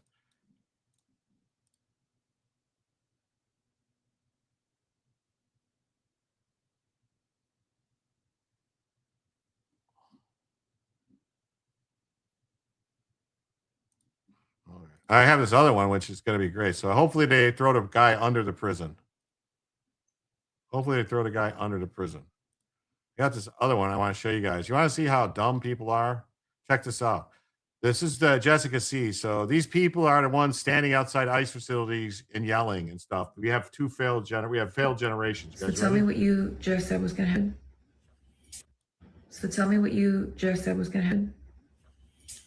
I was looking for dirt on Marketplace because the backyard's like high rocky and it's only $8 a yard. So $8 a yard. Yeah, so they're gonna fill my yard up with it. Your whole yard? Yeah, $8 a yard. Yeah, a yard. Yeah, my yard. No, baby, not your whole yard. A yard. Yeah, my backyard. No, that is not how it works. It says $8 a yard. A yard. Yeah, my yard. Not a whole yard. A yard. Like when I go to Hobby Lobby and I get fabric, I pay like $9 a yard. How do you know? Look. Because baby, I promise you. Look, $8. Fill dirt. A yard, honey. Yeah, look at all this dirt. That'll fill my yard. Okay, $8 a yard. How do they measure a yard? Are you serious? Google it. Go to your phone and type in $8 a yard of dirt and see what it pops up. What are they teaching in schools? What are they fucking teaching in school? They're gonna fill my yard, bro. Yeah, for $8 a yard. Yes, they're gonna fill up. Exactly. No, a yard. Typical for basic unscreened fill dirt used for grading or filling holes. A yard. Delivery fee. Baby, you're not gonna only spend $8 and cover your whole yard. Mom, $8 a yard. They're Yes. going to fill my yard. $8 a yard. Yes. No, my yard. honey, a yard. Yes, my yard. A yard. How many yards? How many acres is it in your back? I just have 1 yard. No. Oh my God. What the fuck are they teaching people? This is beyond ridiculous. Yeah, it's like cubic yard. Yeah, because I just have 1 yard on my back. They're going to say, how many yards do you need? She goes, I just have 1 yard. So they're going to bring 1 yard of dirt. And it's going to be hysterically funny. Mom should have just said a yard as in 3 feet. She is almost as bad as her adult. Well, yeah, well, depends on how big your yard is. 1 cubic yard is pretty big. Yeah. AI would be more convincing. It would, right? Sex, genders, not reading, writing, arithmetic, or amusing. Yeah, it's not funny, not funny. You ain't kidding. You ain't kidding. It was bad. I saw this. I was like, So oh, tell me what you. I was like, man, this is rough. This is rough. Oh, check it. Chicago has found a way now. Chicago's figured out how to stop crime and violence on the L, which is the CTAL. Check it out. All right. They're going to put up signs that say violence is illegal. Violence on the CTA will not be tolerated. We are putting up these signs as an indication of what the consequences will be of any criminal actions on the CTA. We are hoping to deter crime and to encourage people to move forward in their witnesses of crime. These signs are a message to all of our riders and employees that we are working together with the County State's Attorney's Office to take action and ensure and promote a safe ride on the CTA.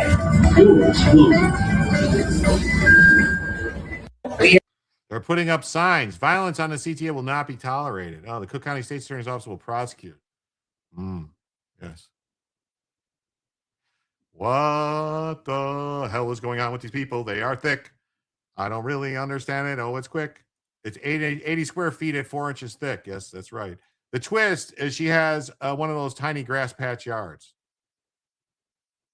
Strongs and signs and strongly worded letters. How many of the riders can read English? Not many. Not many that graduate from Chicago public schools these days. The criminals are shoot or obey those signs. They do the laws. Yes. You ain't kidding. You ain't kidding. You ain't kidding, everybody. Wow. So anyway, folks. How long till someone steals those signs? Yeah, that would be funny. How they can't read? Yes. So anyway, everybody, I want to thank everybody who was here. All right. We went an extra hour. Unfortunately, we didn't hit the extra goal. How come some of these crime solutions like that, you could be running Chicago? All right. I should be running Chicago. I mean, my sign would say, if you hurt anybody on the L, you're going to be executed, but that would be my sign. Tomorrow's Wednesday. We'll be back tomorrow at 7 p.m. I want to thank everybody who's here. Remind you all to hit the like button, subscribe if you haven't already subscribed. I'm going to send you all over to a couple of different channels. It's going to be fun. It's going to be crazy. It's going to be great. It's going to be a surprise. It's going to be a big surprise. Big surprise. Big, big, big surprise. Yes, yes, yes, yes. So thank you all and have a nice day. Come back tomorrow for Jim to tell you the news.